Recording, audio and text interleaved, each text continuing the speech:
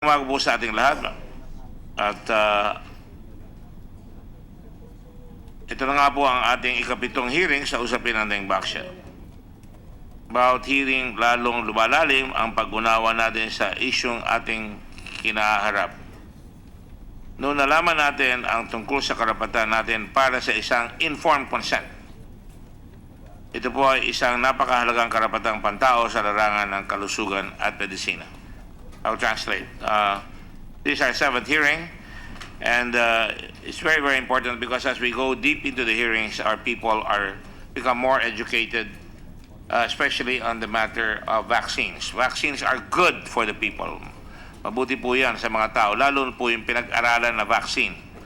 So yung measles ngayon, marami tayong measles ngayon, ay tumutulong pa ho ang Red Cross ngayon sa vaccination ng measles.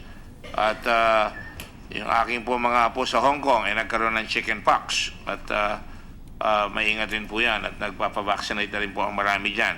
So sa mga nanonood at nakikinig, wala pong masama sa vaccination, lalo na yung mga vaccination na palagi natin ginagawa nung araw pa, na wala po ang polio.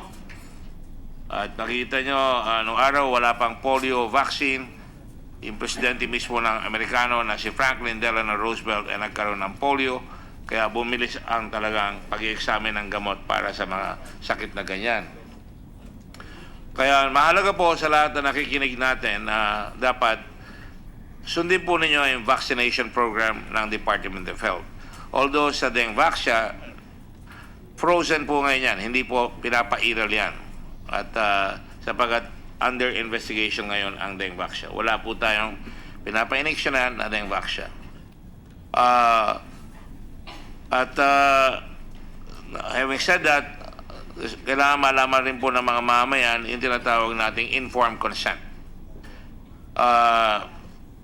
People have a right to informed consent, especially when there is vaccination. Kaya may katungkulan po ang gobyerno na sabihin sa inyo kung anong itinuturok, sa ibang doktor kung anong binibigay sa inyo.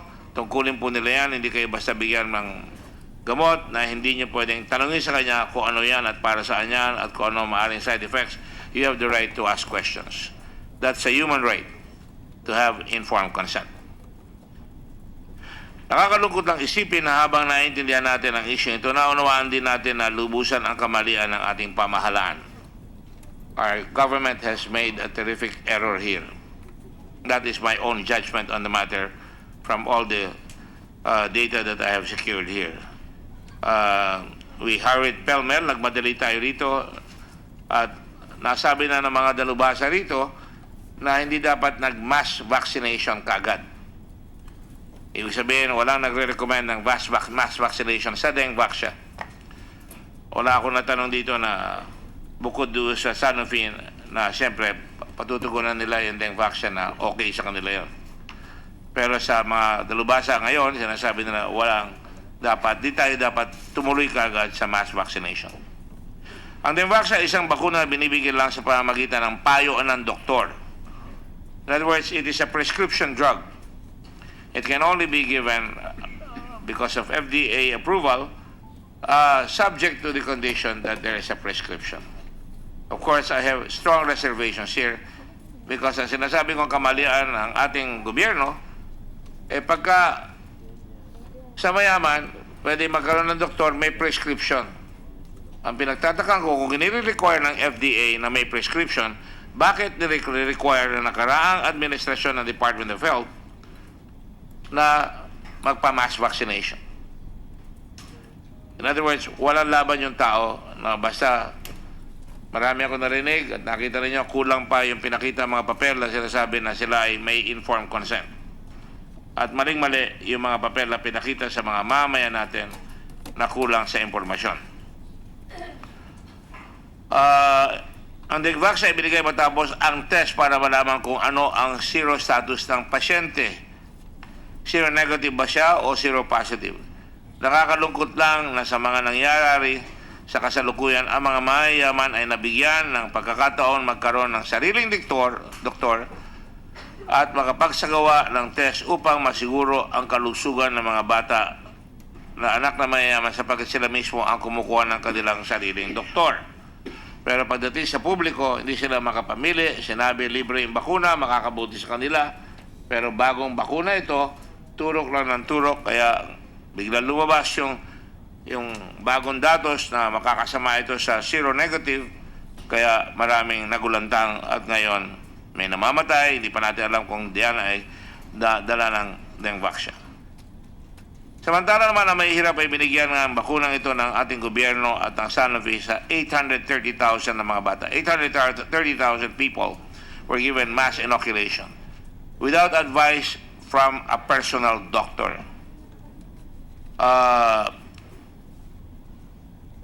Mas malala pa, hindi nasabihan ang mga magulang o guardian ng mga bata sa mga pwedeng masamang mangyari sa mga bata. We have gathered witnesses who claimed that they were not properly informed. Sa puntong ito, nilabag nila ang karapatan ng mga nabakunahan para sa isang informed consent.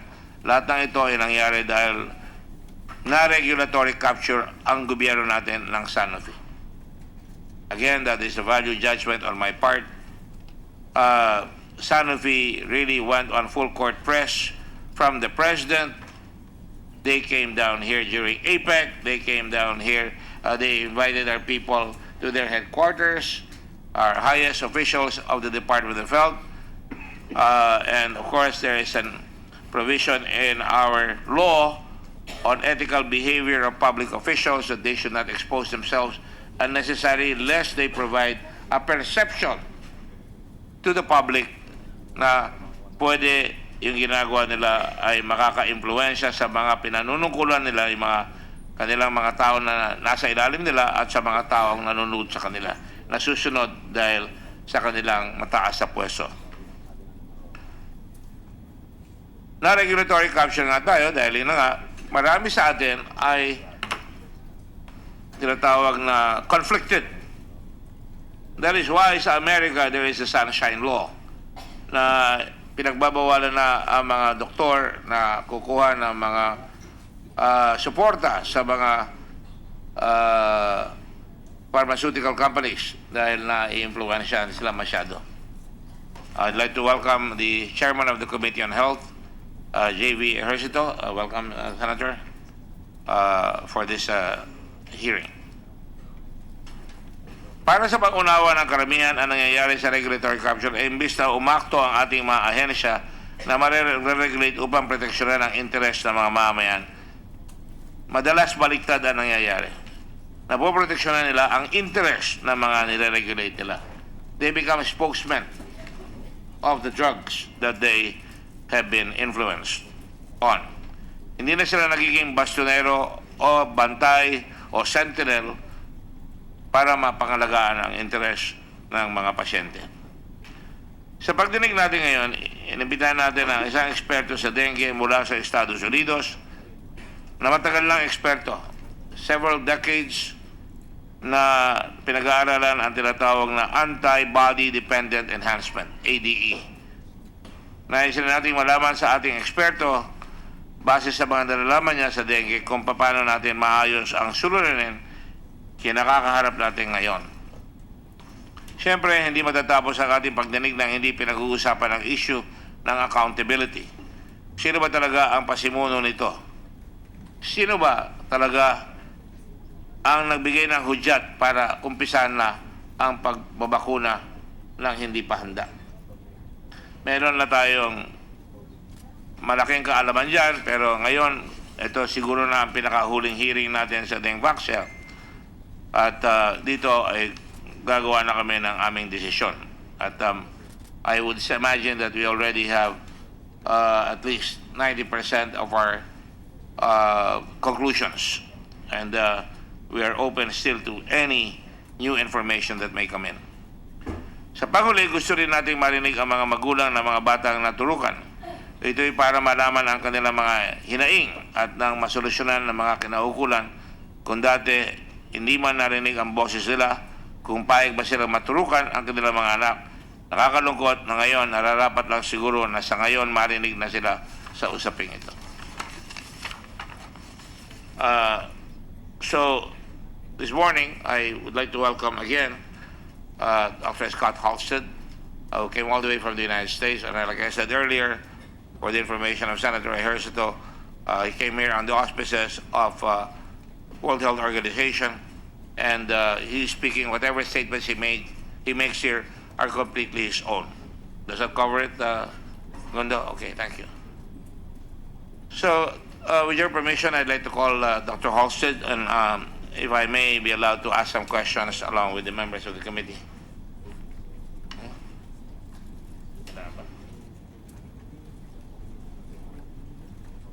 Dr. Halstead, I am obliged to ask you to raise your hand and speak under oath. Please stand up because I hope that you will. It's called equal protection of the laws and equal implementation of the laws. Go ahead.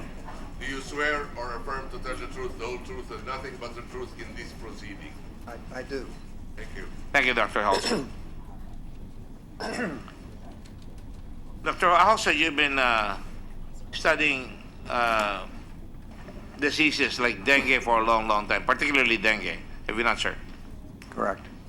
And you're considered one of the principal experts in the field of dengue medicine.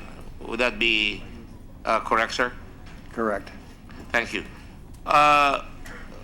In your study of dengue, is there currently a known vaccine that is effective against dengue, from your point of view? I believe so, yes. There is. What would that be, sir? Not one that's licensed, but one that not one that's licensed, but one that is for which a lot of data is available in the published literature. In other words, when you say vaccine, I mean, of course, the vaccine isn't, in a way, available to the public until it's licensed. But as Sanofi people will tell you, it takes a long time of testing to bring a candidate vaccine along. There are now 3 candidate vaccines that are in human testing. One which is completed, the Sanofi vaccine, and 2 others, one by the National Institutes of Health in Bethesda, and a second by Takeda. And as I was going to say, as a preliminary to my conversation, I got this white hair the old-fashioned way, which is I was born in India in 1930 and first came to this part of the world as a physician in 1957. And I've been working on vaccines literally nonstop since then. In 2001, with funds from the Rockefeller and Gates Foundation, I founded something called the Pediatric Dengue Vaccine Initiative, which was headquartered in the International Vaccine Institute in Korea. And for all those years, from 2001 on, I organized annual meetings where I invited Sanofi and all the different vaccine manufacturers. So I've been watching the Dengvaxia come from an idea all the way through to a fully realized product. So that's why I'm wearing these glasses, because these glasses enable me to see things that other people can't see. So it's very useful to have magic glasses. But yeah, so I've been working on vaccines for a very long time, and not only from the standpoint of my own research, because I actually started doing research on vaccine in my lab in 1970s, but as you might say, a senior scientist and a meeting organizer. So that's the reason why I can say, yes, there are other vaccines. They all are organized slightly differently. They all behave differently. But I do believe there is a good vaccine, one that we would all respect, a single dose, multiple protective vaccine that is in existence. You said there are other vaccines. Is that the one in Japan that's being developed and the one in America? Is that? Yeah, Takeda is developing another chimera. The chimera is, the splicing of 2 different viruses, and their virus splices between dengue 2 and the dengue. As you know, there are 4 different dengue viruses. So they have a dengue 2.1, 2.3, and 2.4. Yes.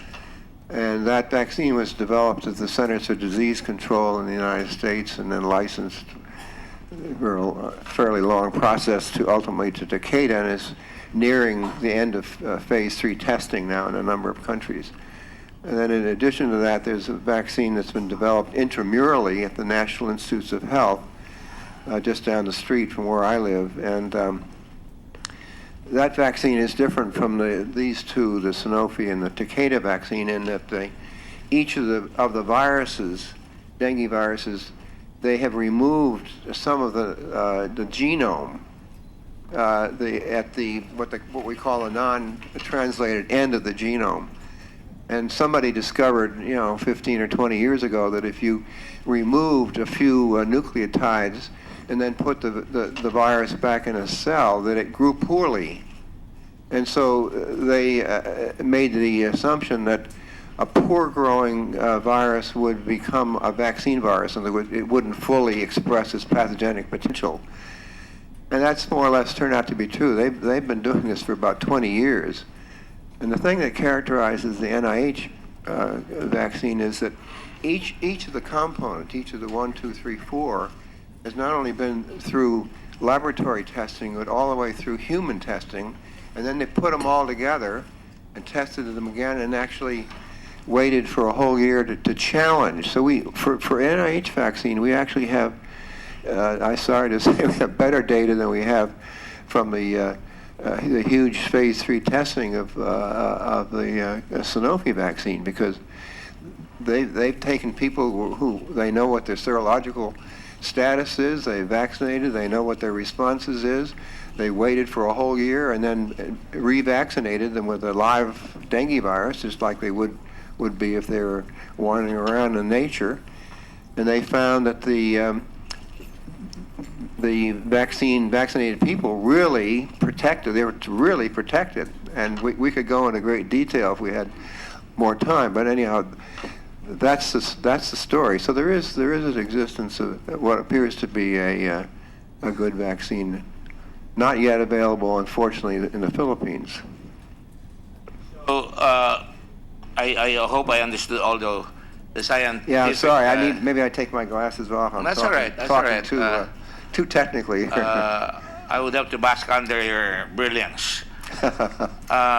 Meaning to say, you said at the latter part of your presentation that there is indeed a developed vaccine, but that vaccine also took into account the fact that they had blood samples taken before they introduced the vaccine, so they knew that that was the vaccine suited for that type of dengue. Would that be a correct understanding on my part? Correct. In fact, ironically, if you will, all of the subjects that were vaccinated with the vaccine that I'm just discussing and then challenged were in fact seronegative. So these are all Americans who don't live in dengue endemic areas.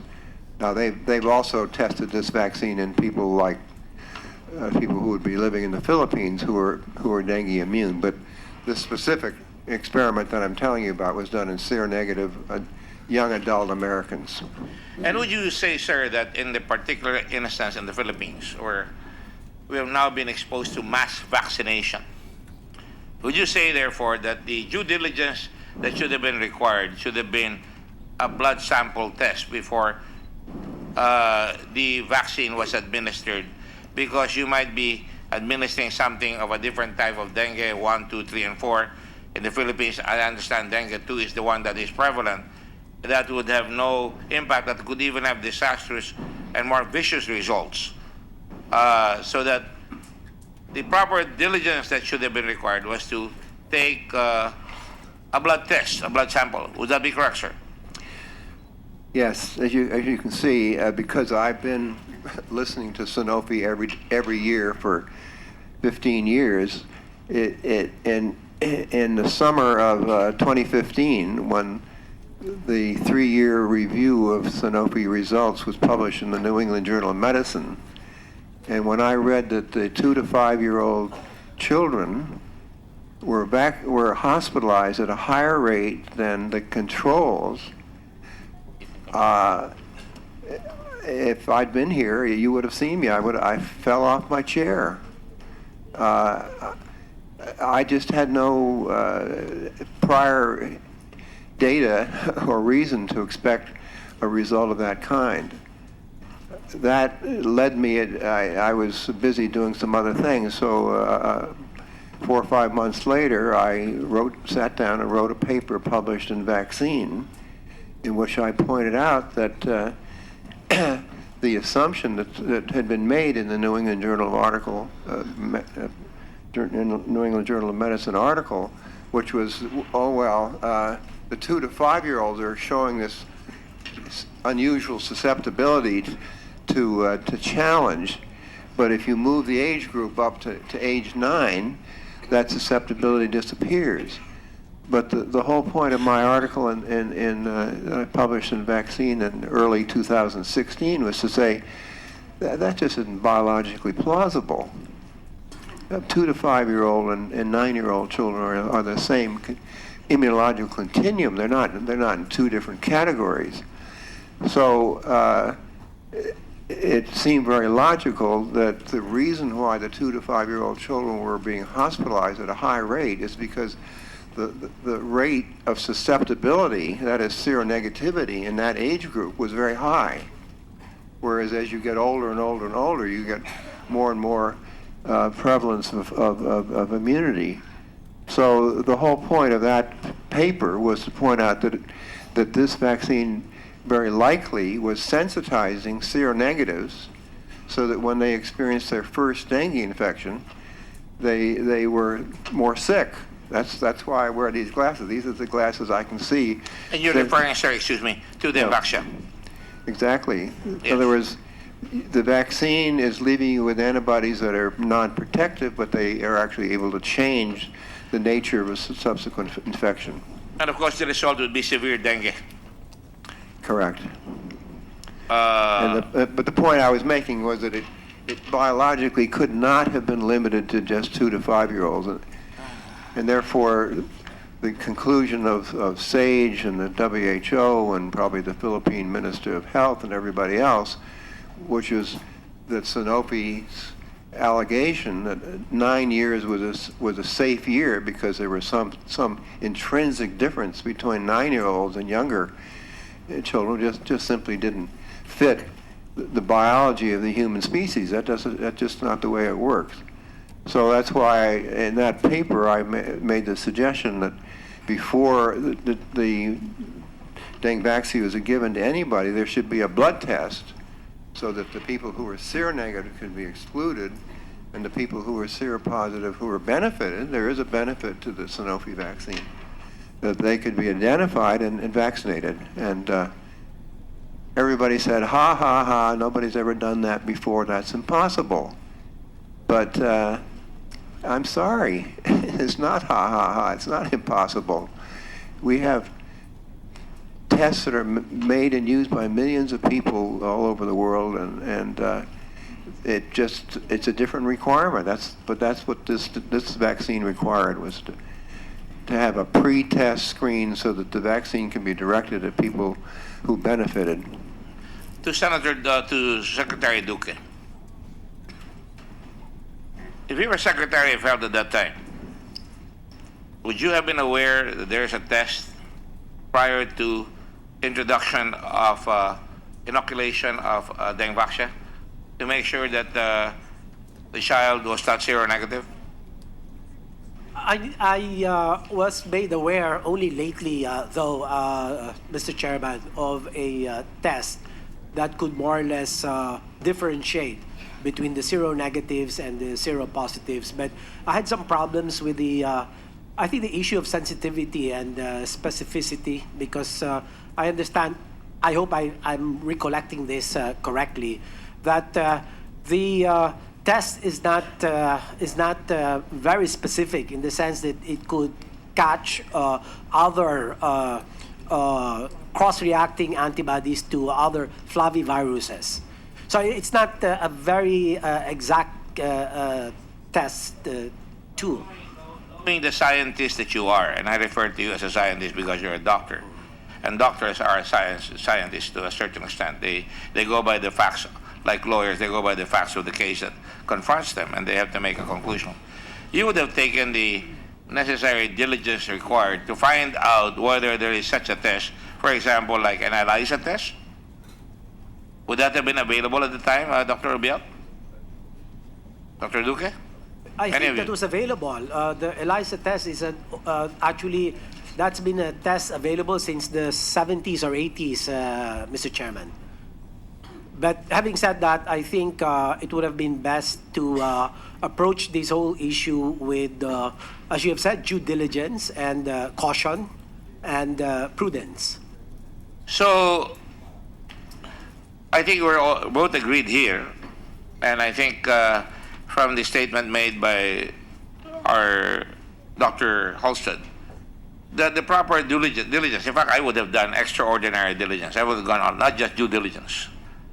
Meaning to say that find out whether there are tests, one, find out whether the kids can handle the vaccination, and two, if those tests are available, if we are going to go ahead and do it, then those tests should have been demanded before Sanofi. Or for that matter, maybe this was just totally experimental. That the conclusion was made before the experiments were totally concluded. In fact, we know that they had not finished phase 3 at the time. Is that correct? Dr. Rubial? Yes, sir, that's correct.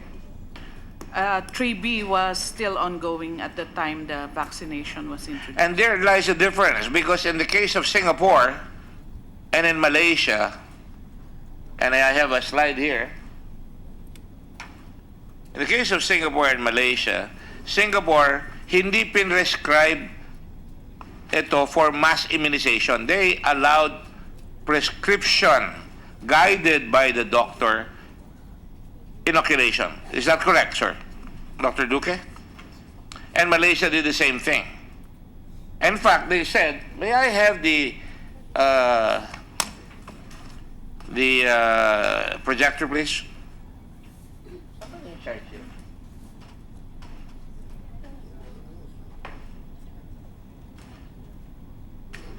Can you bring down this, the screen, please?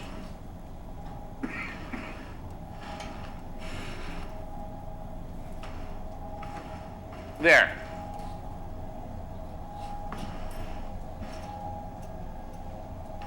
In 2015, in the case of Malaysia, they demanded completion of the phase of the test. So upon completion of Dengvaxia's phase 3 clinical trials, the Deputy Health Minister, Datuk Seri Hilma Yaya, announced that the vaccine will be made free for the public by mid-2015. But the decision was reversed. They reversed the decision. Hindi pinayagan. Several months later. This is due to the fact that the overall vaccine efficacy at 60% was not convincing for larger scale usage. Besides, Dengvaxia was shown to be not as effective against the most current prevalent serotype in Malaysia, dengue vaccine 2, which is the same as in the Philippines, would you say? Is that correct? Now, having said that, from April 2017, Dengvaxia will have to undergo phase 4. Malaysia says we have to go to phase 4. Testing in Malaysia. Malaysia's National Pharmaceutical Regulatory Agency's Drug Control Authority, which conditionally approved the vaccine, said in a notice that if the study fails to verify the clinical benefit or are not conducted with due diligence, DCA may withdraw Dengvaxia's registration. Would you say that that's proper diligence that should have been undertaken in the Philippines? Yes, certainly, Mr. Chairman. So, Secretary Duque, the government failed to exercise the proper diligence. Yes, I would say so. All right. Yes, Dr. Liachok? Sir, in the case of Singapore, in its publication October 2016, they already confirmed that the postulated risk of higher incidence of severe dengue following vaccination may actually be already submitted by Sanofi, but was not considered or disclosed to the Philippines because that's just about 10 months. And in the lower house, I think the FDA Director General concurred with my observation that Singapore not only took the due diligence but the extraordinary diligence, considering the studies of Professor Halstead and the other specialists. So they actually did this. The first one is that it should not be given in patients who are seronegative. Number two, they should be prescription-based, not in the national vaccination. And they did not start at 9 years old, but started at 12 years old. And in their publication of December 2017, after the 29 Global Advisory of Sanofi, they just confirmed what they actually did in October of 2016.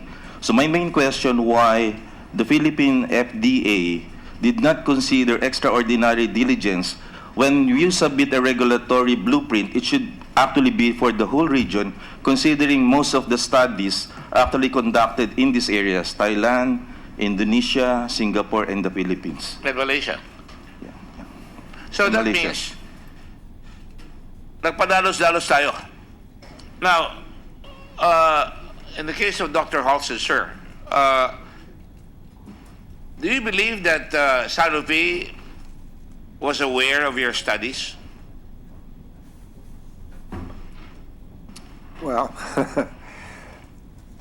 you recall I wrote an article and published it in Vaccine it was online in January and in print in March. That elicited a response from Sanofi, a published response. So the answer is yes.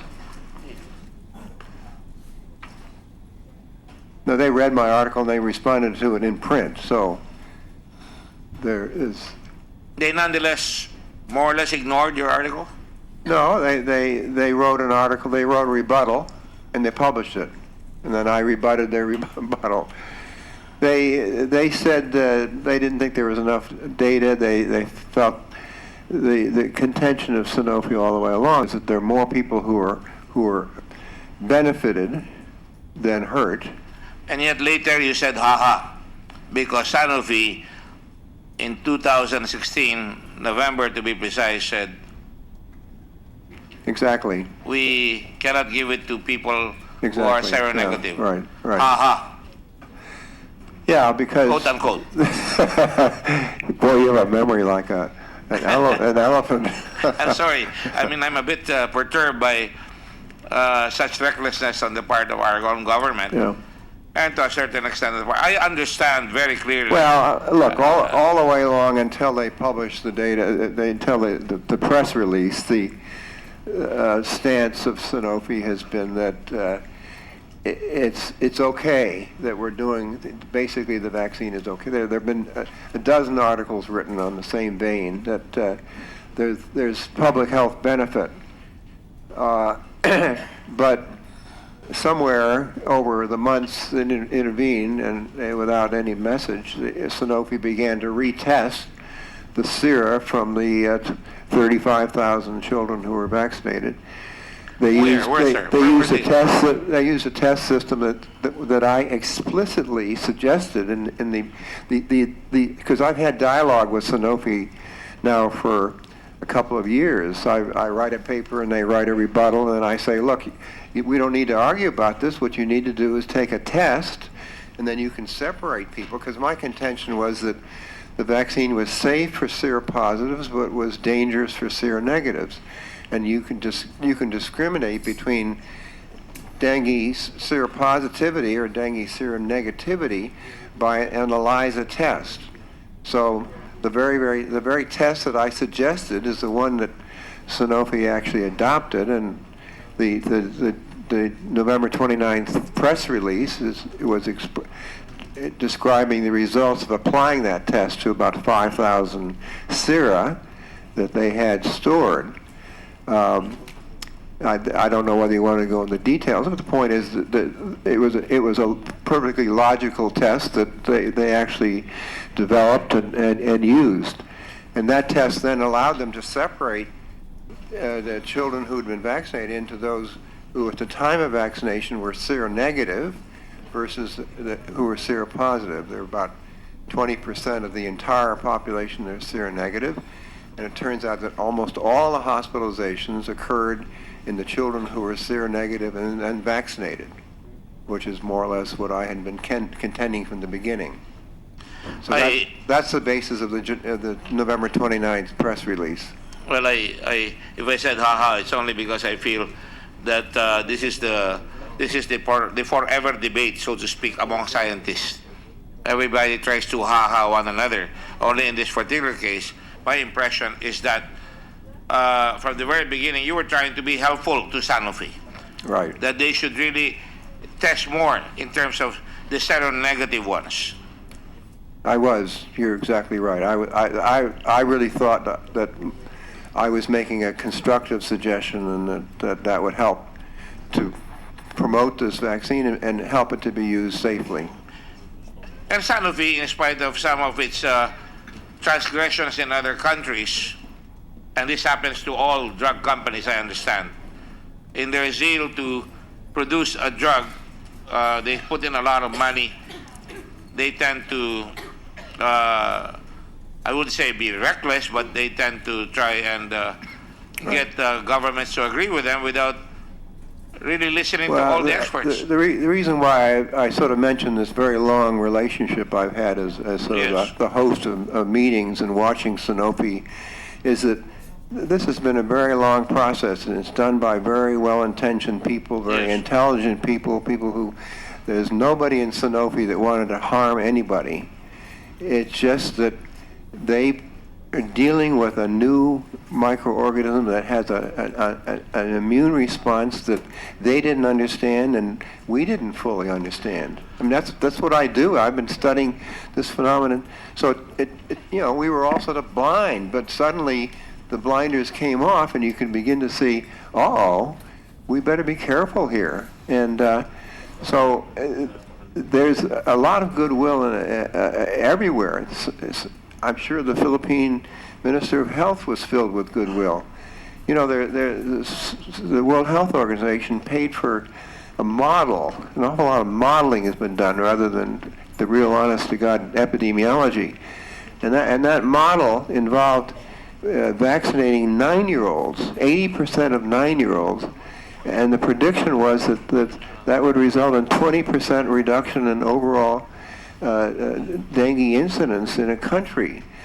Now, I'm sure that the people in the Philippine Ministry of Health read that model. 9-year-olds, 80% of 9-year-olds. But, the problem is that that's a model. That's not real life. And what about the 20% that, that are seronegative, and what's happening to them? So. Well, let me disabuse everybody's mind here. I'm not anti-Sanofi. I think Sanofi has done a lot of good medicine as well. And all drug companies try to do that. I only say sometimes when push comes to shove, when there's overcapitalization and there's pressure from the stockholders, there's always pressure upon the scientists as well. And I'm only sorry they did not listen to you, but I'm sure it was not their intention to harm anybody. But as the Hippocratic Oath suggests, first, do no harm. And that should have been a signal to everyone that there must be extraordinary diligence. I use that, or due diligence, most people use that, before they use the drug on a mass immunization basis. Would you say that we were wrong by coming out? Or let me rephrase that.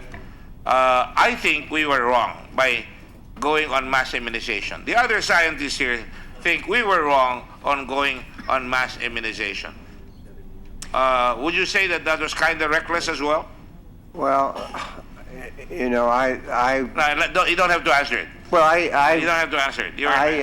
I made a video, as you recall. I mean, I was quite astonished and quite upset that this mass immunization was going forward. So You have said that mass immunization is going forward. Yes, I was. And I agree with you, sir. Thank you for your candidness.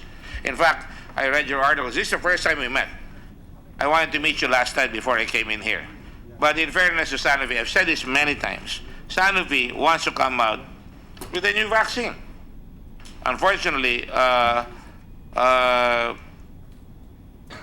government was also in a hurry. Probably because there was an election season coming up, probably because of other reasons known only to themselves. It has proven rather drastically, and if you were going to stay a little longer, perhaps some of the mothers have been here and they have been beside themselves, weeping, emotionally, totally destroyed by loss of their children. So, from the studies of everyone, dengue can have severe dengue. And severe dengue has to be properly treated, whether Dengvaxia has been introduced or whether it has not been introduced. It has to be treated by good medicine. Isn't that correct, Doctor? The doctor's here. Isn't that correct? It is, right? But when the parents don't know what is going to hit them when they got Dengvaxia, that puts them on a very, very unfair position. Talo ang pasyente. Tatagulugin ko para maintindihan. Ang dengue, makakasakit, magiging severe, kay may Dengvaxia o wala, pag napabayaan. Kung hindi dinala sa ospital kaagad, maaaring makamatay o maaaring gumastos tayo ng malaki sa ospital dahil hinahabol natin yung buhay ng mahal natin sa buhay.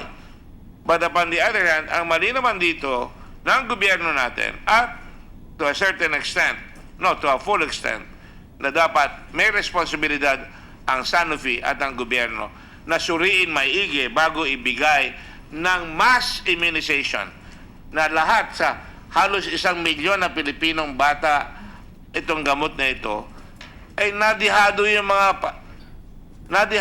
mga tao natin na hindi nila alam na kung sila ay seronegative, tatamaan sila. At kung hindi sila properly, kung hindi sila nasabihan ng maayos, mamamatay yung bata. Nakala nila lagnat. Masakit na ang ulo. Tama ba yan? Is that a correct assessment, Secretary Duque? Yes, Mr. Chairman, certainly, but it's not automatic that just because they receive a seronegative had been vaccinated with Dengvaxia and then gets the dengue doesn't mean that's equal to death. So it depends at what stage the patient is attended to. If it's severe signs of dengue shock syndrome, as we have in our records, about the UP analysis of the deaths were directly due to dengue shock syndrome. But of course, two things that they had posited. One was perhaps on account of vaccine failure, that it didn't give the protection that was expected of it, and that the other one, it may have been the antibody-dependent enhancement. Yeah, it's possible. Or is it vaccine-enhanced AED?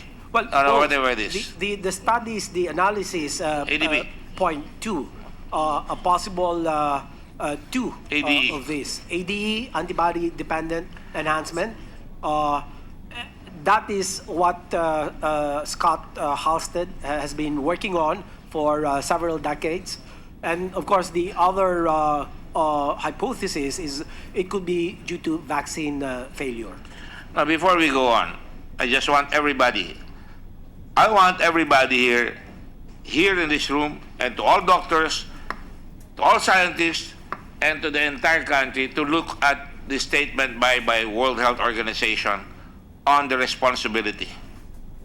Can you show that, please?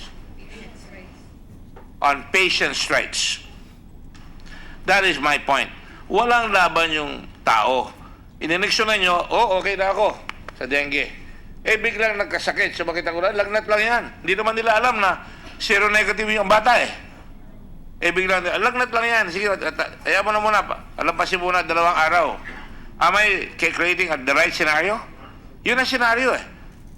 Na-ineksyon yan. Comfortable ako. May ineksyon ako sa dengue. He gets sick. And the parent says, oh, may sakit. Lagnat lang yan. Eh kung alam nila na seronegative yung sinaksak sa kanila, na sila ay seronegative, itatakbo na dapat sa ospital. Eh hindi nila alam eh. Hindi nasabihan yung mga magulang. So, tatagal. So, whether it's Dengvaxia that killed the children or not, it is the lack of information to the parents that practically killed many children. I don't have to say it's Dengvaxia that caused it. It is the fact that, ito nga sinasabi ng husgado, the court reiterates its recognition of the vital role the medical profession plays in the lives of the people. Sinasabi ng husgado natin sa maraming kaso na nire-recognize natin ang napaka-importanting pakay ng mga doktor at mga scientifico and the state's compelling interest to enact measures to protect the public from potentially deadly effects of incompetence and ignorance in those who would undertake to treat our bodies and minds for disease or trauma.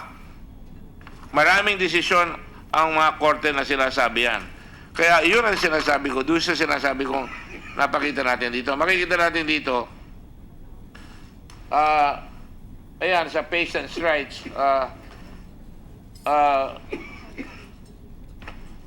and I will just read the pertinent provision.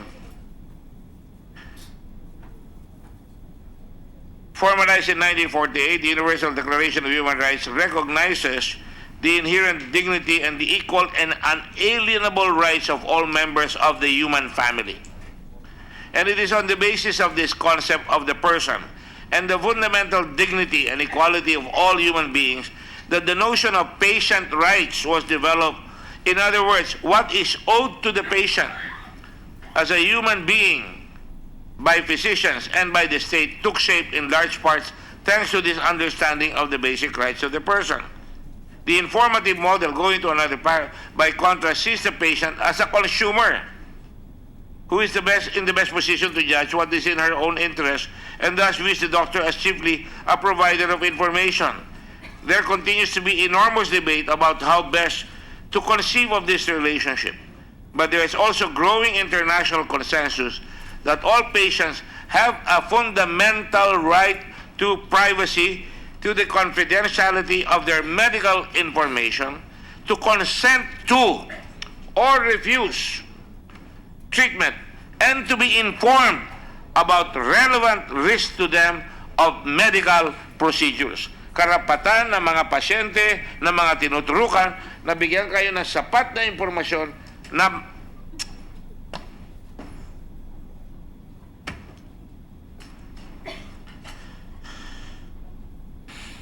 excuse me. Nakita ko lang naiiyak eh. Isang magulang. Karapatan ng magulang to consent or to refuse. I mean, ayaw ko o gusto ko doon sa treatment. At karapatan ng isang magulang na sabihin sa kanila kung ano ang peligroso sa ibibigay sa kanila ng medical procedures. Dito, nagkulang ang gobyerno. Dito, nagkulang.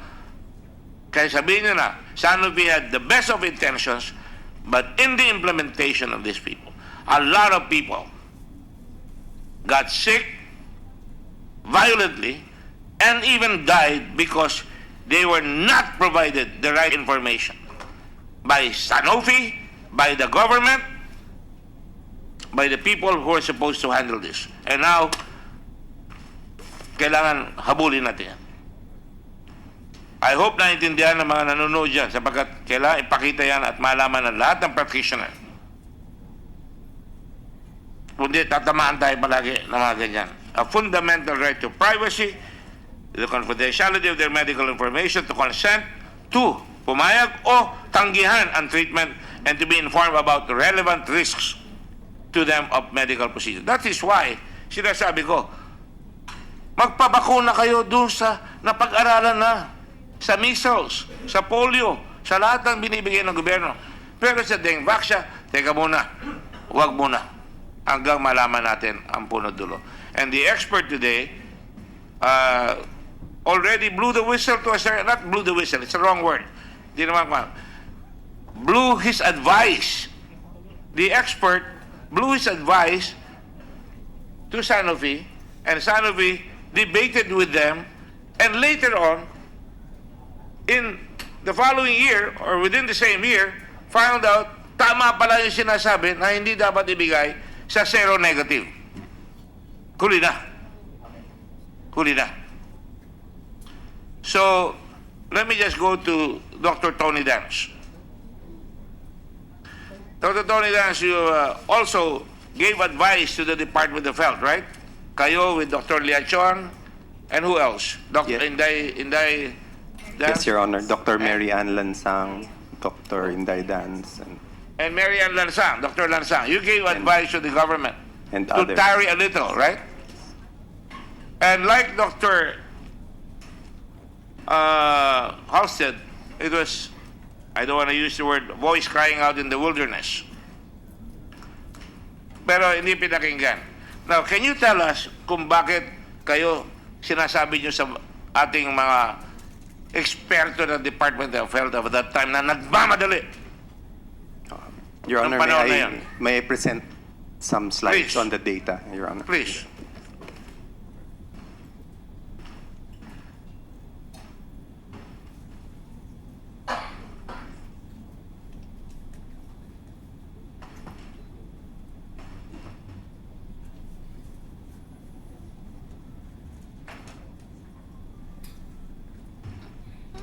So I think the lesson, I hope Secretary Duque, we shall try to make amends very, very quickly. I understand pumapayag na ang DBM na gamitin yung binalik na pera ng Sanofi para matulungan ang mga magulang at mga pasyente na nakakasakit ngayon. Tama po kayo, pero ang gusto po namin sa DOH ay ang pahintulot ng Congress, ng Senado at ng House para sigurado ho tayo na wala ho tayong nilalabag na mga panuntunan o batas. Wala akong problema sa inyo dahil alam ko, dahil ako nasa Red Cross ako nag-uusap tayo, nagbi-meeting tayo Even beyond this, pinag-uusapan natin kung paano natin matutulungan, hindi lang yung diskusyon nyo sa kala Attorney Acosta, hindi lang yung ngunit kung paano natin matutulungan yung mga pasyente. At alam ko rin na kayo umiikot sa mga ospital. Hindi ba? Sina-check nyo ngayon. Tama po kayo, Mr. And Chair. talking to individual patients, right? At saka lahat ng management guidelines for dengue, inyong ginagawa para sa mga vaccines. Tama ba yan? Tama po kayo. Madali ba yung trabaho nyo? Mahirap po, pero kailangan pong gawin at wala po kaming humpay na ipagpatuloy itong ginagawa. Nadres, pumapasok kasi sa Department of Health anong araw, pwede na yan. Sige na, bilisan nyo na yan. Ngayon ang ginagawa nyo, i-overhaul nyo yung Department of Health na dapat pag-ingitan lahat. Pag-ingatan lahat. Hindi tayo padalos-dalos. Lahat ng mga pasyente pupunta sa ospital dapat asikasuhin. At hindi pagtatawanan. Yes, sir. Certainly, sir. Go ahead, Dr. Des. Thank you, Your Honor.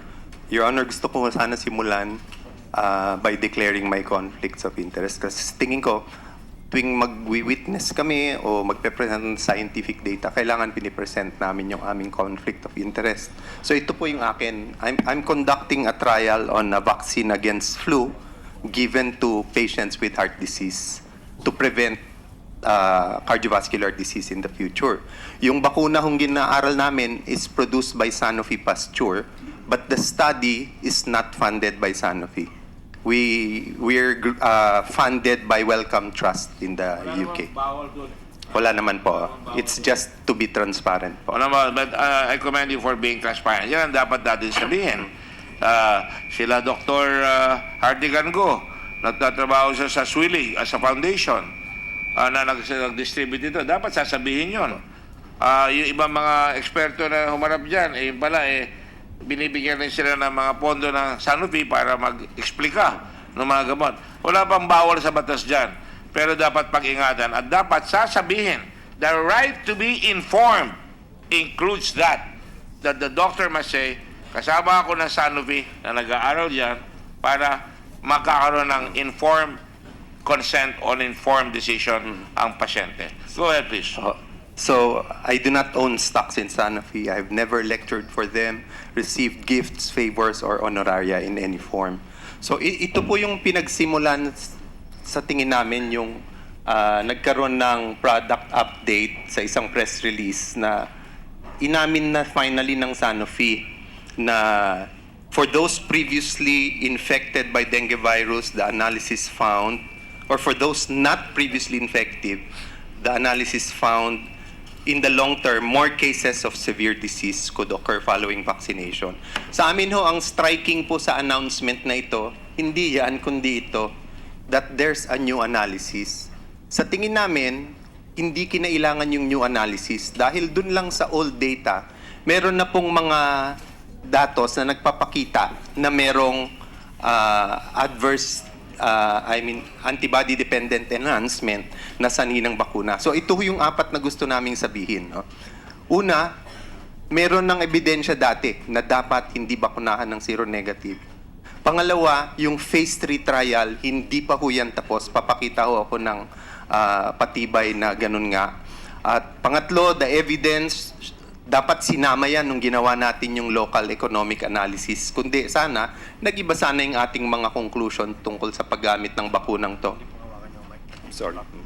And then number 4, gusto namin pakita ng ebidensya that WHO should not have recommended the vaccine kahit na sa mga lugar na mataas ang prevalence ng seropositive.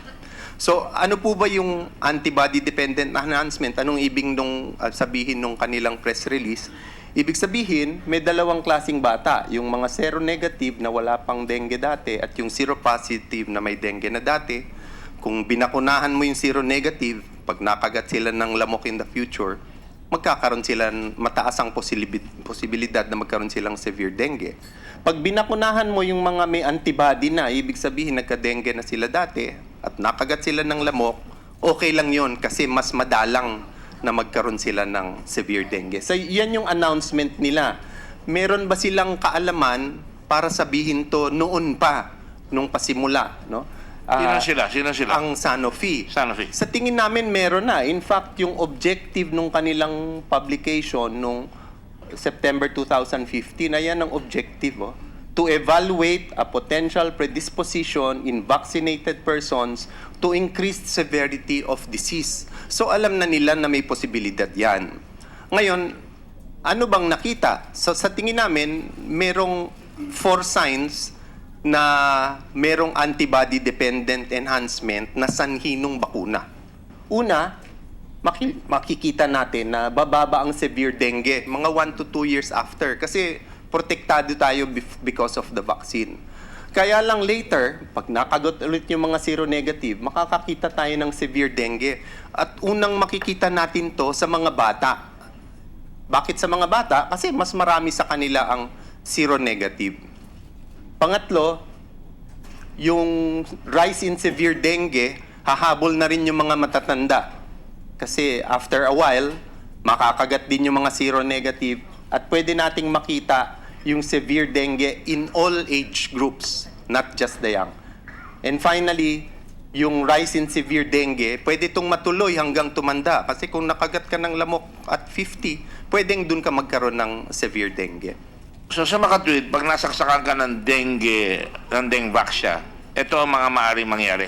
Ito ang pwede nating makita doon sa kanilang study na evidence na meron ngang antibody-dependent enhancement. Pakiliwanag lang yung antibody-dependent because tayo nagkakaintindihan dyan eh. So ito po yun. Basically, and as simple as I can say it, pag binakunahan mo yung wala pang antibody at nakagat sila ng lamok, Yung vaccine, tinuturukan mo siya ng antibody. Yun ang panlaban ng katawan sa virus. Diba? tinuturukan nyo siya ng virus. At yung katawan ang gagawa ng antibody. Lalaban. Opo. So, basically, pag meron ka ng antibody dati at naturukan ka, okay lang makagat ng lamok, protektado ka. Pero kung seronegative ka, mas malaki ang posibilidad na magkaroon ka ng severe dengue. Pag seronegative, wala ka pang Dapat wag. dengue dati. Yun naman ang sabi ng Sanofi sa announcement nila. So, it's good because we're finally agreeing. Ang Ano yung problema, announcement? Yung huling announcement? yung huling announcement. Huling announcement na binawi nila. Ang kine-question namin, talaga bang new data ang kailangan o alam na ba natin to dati? So, ito po yung apat na proof. And I want to go through them one by one. Ito ho yung study na CYD14 na ginawa sa Asia, kasamang mga Pilipino, Thai, Indonesians, Malaysians, at saka mga Vietnamese. No? 6,000 ho binigyan ng bakuna at 3,000 hindi binigyan ng bakuna. Bago natin maintindihan yung study, maganda sana aralin natin. Konting math lang po sa pahintulot nyo, Your Honor. Kasi kailangan po to. How do researchers tell if a drug works? Paano namin alam na maganda ang gamot? Ito lang ho ang gusto kong sabihin na i-explain. Ang ginagamit po namin, isang figure na ang tawag namin relative risk. Ang relative risk, ano yan? Ano ba ang posibilidad na magkasakit ang mga pasyente na binigyan ng gamot? Tapos, divided by, ano ba yung posibilidad na yung mga hindi ginamot magkaroon ng disease? Gusto natin kasi mas konti ito. Mas konti ang disease sa mga treated patients. At mas marami doon sa untreated patients. So, halimbawa, gumawa tayong trial, 10 bata, hindi binigyan ng gamot. Tapos, 10 bata, binigyan ng gamot. Tapos, sundan natin sila for 2 years. Doon sa hindi binigyan ng gamot, 2 out of 10 ang nagkasakit. Doon naman sa binigyan ng gamot, 1 out of 10. Ibig sabihin, bumaba. Yung risk from 2 out of 10 naging 1 over 10, nangalahati. Yan po ang relative risk. Similarly, pwede rin na gumawa kang trial, 10 bata, binigyan ng gamot, 2 ang nagkasakit. Nung sinundan mo yung mga ginamot, dumami. From 2 over 10, naging 4 over 10. Dumoble. So yan ang relative risk. Pagka ang relative risk, more than 1, ayaw ng researcher na makita yan. Kasi ibig sabihin na merong peligro sa pagbigay ng gamot. Ang gusto namin lagi, ang relative risk, less than 1. Ibig sabihin, mas maraming nagkakasakit pag hindi binigyan ng gamot. Merong isa pa, halimbawa, 2 over 10 and 2 over 10, hindi nagbago. Ang relative risk niyan, 1 lang. So, walang bisa yung gamot. So, with that, intindihin ho natin yung resulta ng mga trial. So, yung trial, ilang libong pasyente yung binakunahan at ilang libo rin yung hindi binakunahan para ikumpara. Hindi natin alam kung sino-sino yan kasi magkamukha yung bakuna, yung iba tubig lang ang binigay. Doon sa mga hindi binakunahan, 20 out of 3,000 ang nagkaroon ng severe dengue doon sa first 2 years. Nang binakunahan, naging 8 out of 6,800. Ano ba ibig sabihin yan? Kung gumamit lang tayo ng calculator, makikita natin, ito, ibig sabihin 6 kada 1,000 bata, 6 ang magkaka-severe dengue kung walang bakuna. Kung binakunahan, magiging 1 kada 1,000. So, malaki ang binaba. Ang relative risk niyan, 0.2, napakababa, napaka-effective ng drug. So, yung first requirement, andyan ho yan. Year 1 over 1 to 2, beneficial yung gamot. Relative risk is 0.2. Ngayon, palitan natin. Kasi sabi natin, after many years, imbis na 2 years, gawin natin on the 3rd year. Imbis na all age groups, kasi sabi natin, sa mas bata makikita, sabihin natin less than 5. Ito po yung resulta. 800 children less than 5, not vaccinated, isa ho ang nagka-severe dengue. 1,600 children vaccinated, 15 ho ang nagka-dengue. Kung calculator, balik tayo, 12 kada 1,000, naging 92 kada 1,000 sa less than 5. Dumami po ang relative risk, 7. Ibig sabihin yung posibilidad ng severe dengue, tumaas 7 times. No? Tapos tingnan natin, ito, hindi to ni-report. Ginawa namin sa, hinalungkat namin sa analysis nila. What about yung less than 9? Hindi, kanina less than 5 lang. Tingnan natin yung less than 9. Ito, katakataka dun sa papel kasi sa study nila, ang nakalagay 0 over 6 at saka 8 over 19. Sabi namin, Ibig sabihin, 25 children lang ang less than 9 years old. Mali po yun. Ang dapat na denominator, 0 out of 1,700 at 8 over 349, 3,000 children who were vaccinated. Hinalungkot ho namin yan para makita. Itong 6 at 19 na to, saan ba to nanggaling? Yan po mga na-ospital na bata sa hindi na bakunahan, na-ospital na bata sa hindi na bakunahan. Alam naman natin na yung relative risk dapat ang denominator, ilan ba ang batang binakunahan at ilan ang hindi. So, back to our calculator, magiging 0 over 1,000 yan. Ito, 23 over 1,000. At ito isang katakataka. Sabi doon sa paper nila, hindi mo makalculate yung relative risk. 23 over 0, pag nilagay mo sa calculator, lalabas yung maraming letter E kasi hindi niya kaya ang 23 over 0. Napakasimple ho ng solusyon dyan. Ang tawag namin, imputation. Imbis na 0, gawin mo 0.5. Sa Tagalog, pulgada.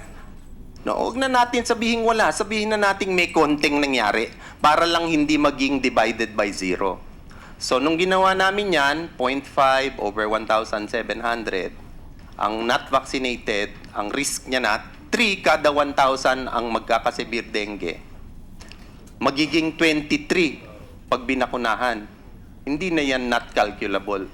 Magiging 8-fold rise in severe dengue in children less than 9. So ito po, nakatago So kinailangan namin halongkatin ng datos doon sa mga publication. So may dalawa tayong sign sa number 2. A rise in severe dengue first seen among the young. Pag less than 5, 7-fold increase. Pag less than 9, 8-fold increase. Diyan ho kami takot na takot as researchers makakita ng ganyang relative risk na napakataas. Yung 2 nga, takot na kami. Yun pang 7 at saka 8. Pangatlo, makikita na natin later na hindi lang sa bata, kundi sa lahat ng bata, regardless of age. So tingnan natin ang datos niyan. Imbis na less than 9 or less than 5, gawin natin any age group on the 3rd year. Itong nakita naming datos sa appendix, taka na naman kami, bakit 13 and 27 ang dami-daming patients sa study? Ang ginawa nilang denominator, hospitalized patients. Ang tamang denominator, ito. 1 in 3,387, 11 in 6,770. Take out your calculators, 3 in 1,000, naging 16 in 1,000. There was a 5-fold increase in severe dengue in the overall study regardless of age. So nandyan na yan, the rise in severe dengue may later be seen in all age groups. In all age groups, there was a 5-fold increase. So 3 na yan na relative risk, more than 1 na nakakatakot. We might see severe dengue persisting into adult life. Ang tanong namin noon, antayin pa ba natin yun? Meron na tayong 3 out of 4. Wag na nating antayin tumanda yung mga bata bago malaman na magkakasevere. Pwede pa silang magkasevere dengue pagtanda. Gawan na natin ang paraan ngayon. Diniscuss ho namin to sa scientists ng Sanofi. Diniscuss. At medyo galit sila We had 2 meetings with them. Ito sulat nila sa amin, no? Noong mga August siguro to, no? As a member of the medical community, we are sure that you would not intentionally misrepresent data of an approved and thoroughly reviewed new vaccine. No? Sinabi pa nila, we must protest against misleading public communications. And with this in mind, we are seeking correction and clarification of several comments in your Facebook page and other public fora. So ito yung mga nag-sign, kinapi-furnish pa ho yung aming dean ng UP College of Medicine, parang sinumbong ho kami. So in frustration, sabi namin, wag na tayo dun makipag-usap sa kanila. I-elevate na natin to sa scientific community. So gumawa kami ng publication tungkol sa mga datos na pinakita ko. At doon sinabi namin, the findings suggest that the vaccine could be harmful in seronegative children of whatever age. Not just more than 9, not just more than 5. It's potentially harmful whatever their age is. Itong the rest, Your Honor, saglit lang to. The phase 3 trial was not over. Ito yung publication sa New England Journal of Medicine. Ito, kinat and paste ko. They mentioned the term interim report 6 times. Ibig sabihin ng interim po, hindi pa tapos, ongoing pa. Tapos ito yung kanilang protocol. Graph from their publication again. Year 1 to year 6. Merong phase 1, year 1 to year 2. At merong phase 2, yung year 3 to year 6. Pero iisang study yan. At ito sinabi nila. Ito sa akin importante po. The long-term safety analysis, referring to the paper they wrote, are based on data collected during year 3 of 2 phase 3 trials. Ito yung kasama tayo, CYD14. Ibig sabihin, meron pang year 4, year 5, and year 6.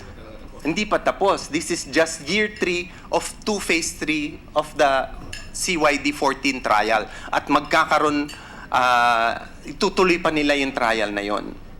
The fourth reason, we believe the trial was not over. And the most important, ito pong pang-apat.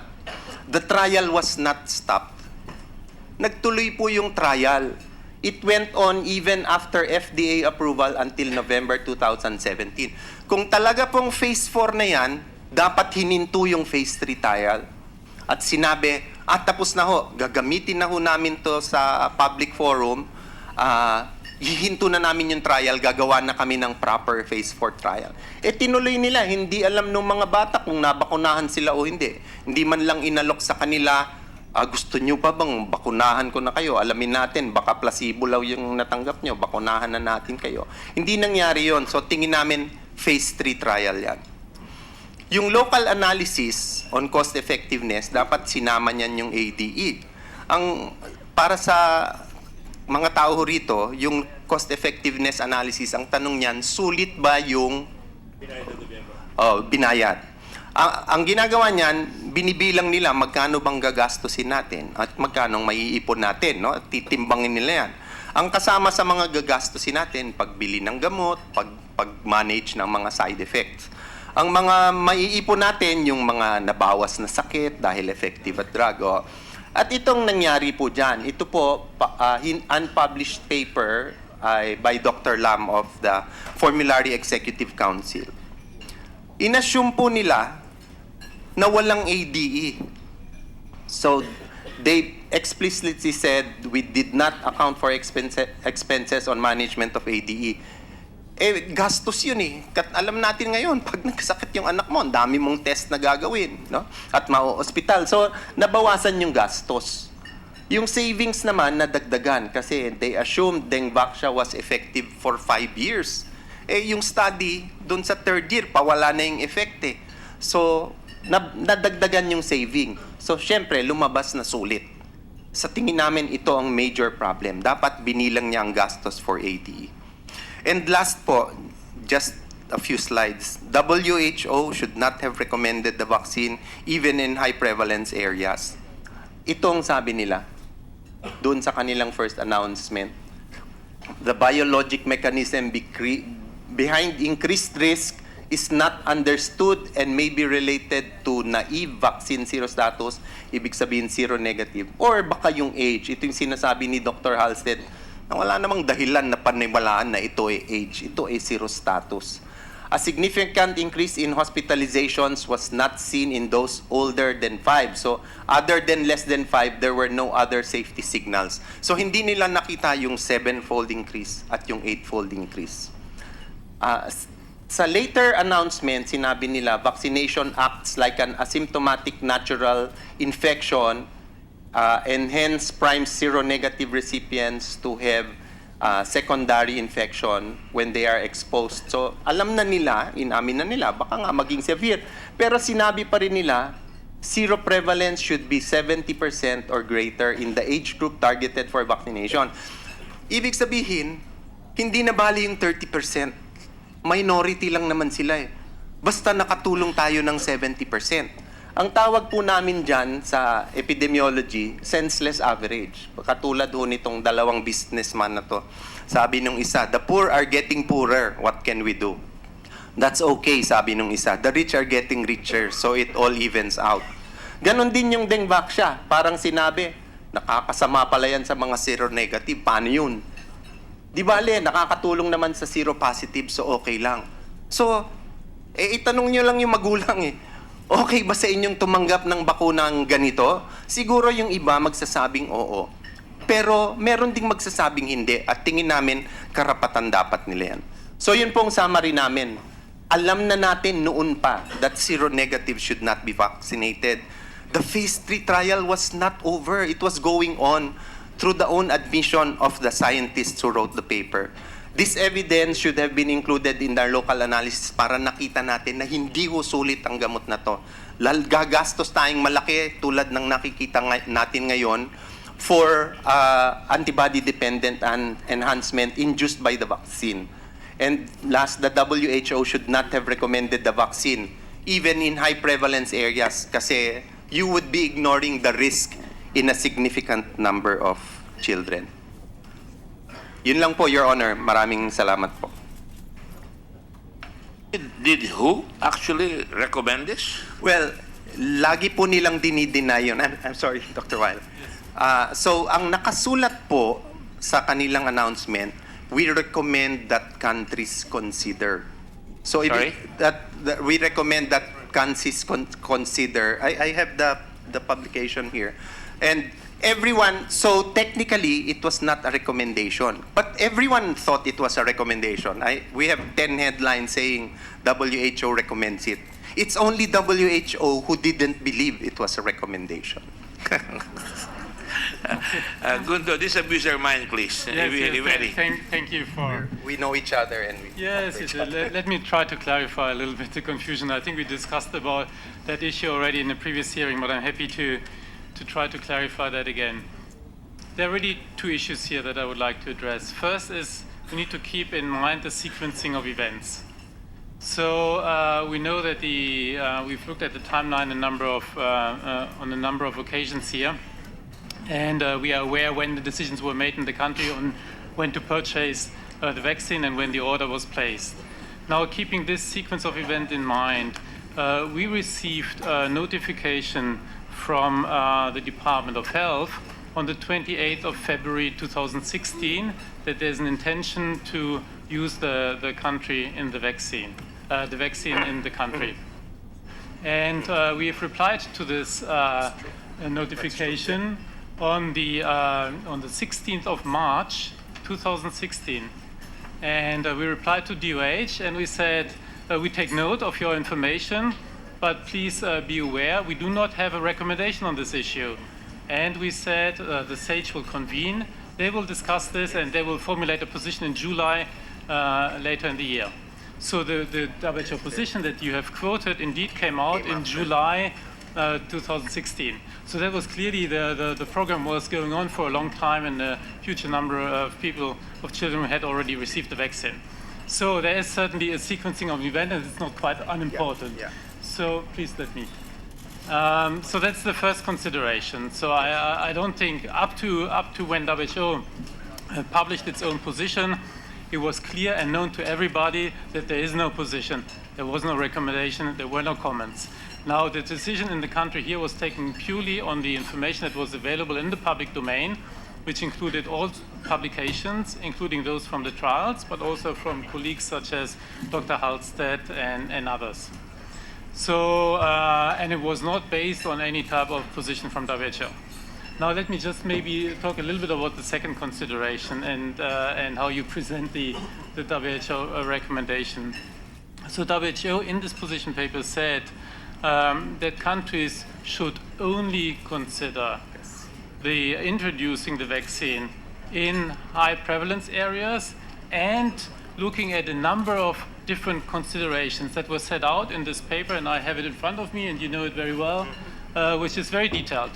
Now, this paper sets out all the observed risks and benefits from the trials, and it also mentions a number of hypotheses and explanations and theories around why we actually saw an increased risk in the younger age period. And this paper explicitly mentioned, and thank you for quoting from this, and And of course, there are other important passages in the paper. This paper says explicitly.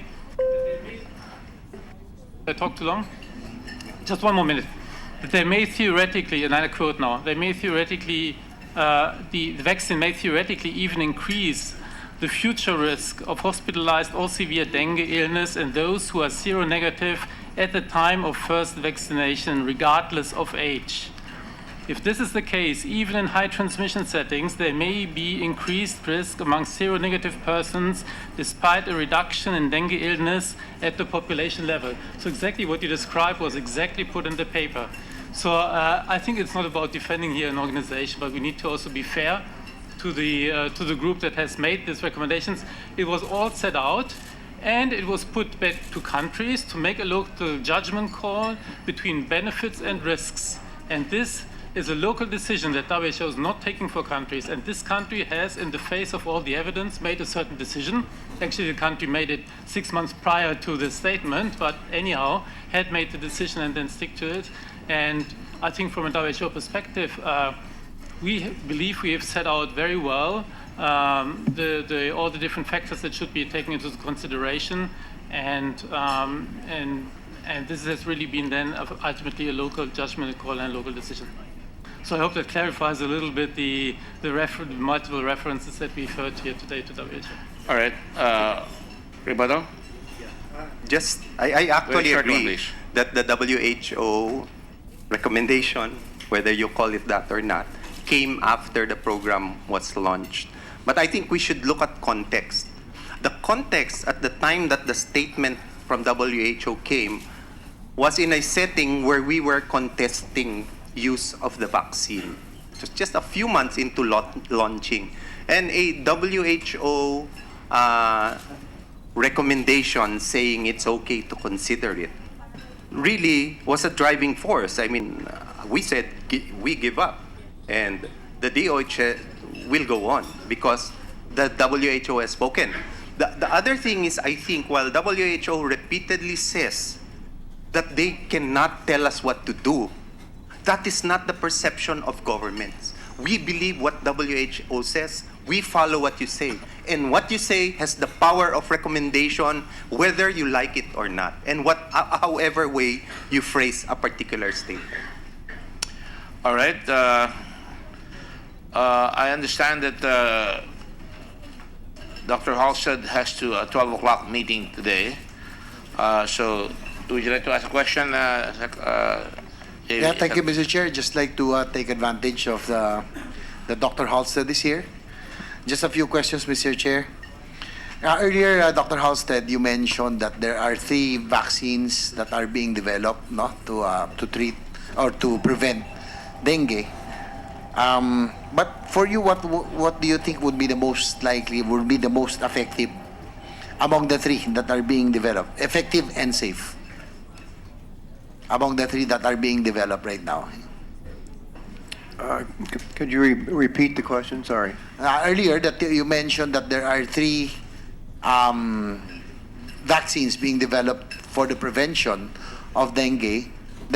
Right. So, among the 3 that are being developed that was mentioned, which do you think would be considered as proven and safe? Well, as I said earlier, the 2 of the vaccines are splices, molecular splices between 2 different viruses, what we call in science a chimera. The yellow fever Sanofi vaccine and the vaccine being developed by Takeda.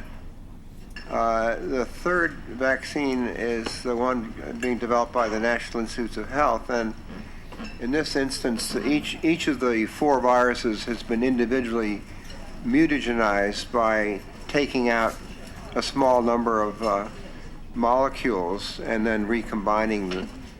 So the end product is a very different. So you have one vaccine is composed of whole live dengue viruses, and the other vaccines are composed of vaccine chimeras, they're splice vaccines. So far in the human trials that have been conducted, the NIH vaccine has proven to do everything we hoped a vaccine would do, and that is provide strong sterile immunity and protection against viral challenge. Now that vaccine is undergoing phase 3 clinical trial in Brazil only. We expect by the end of 2018 for that phase 3 trial to be complete, after which it may be possible that, for example, Merck Sharp and Dohme has licensed that vaccine. There may be a possibility that that vaccine may be at some point in the future manufactured and available more widely than in Brazil. But that's the current status. Would you say that the present Dengvaxia vaccine is safe and effective? Say the one?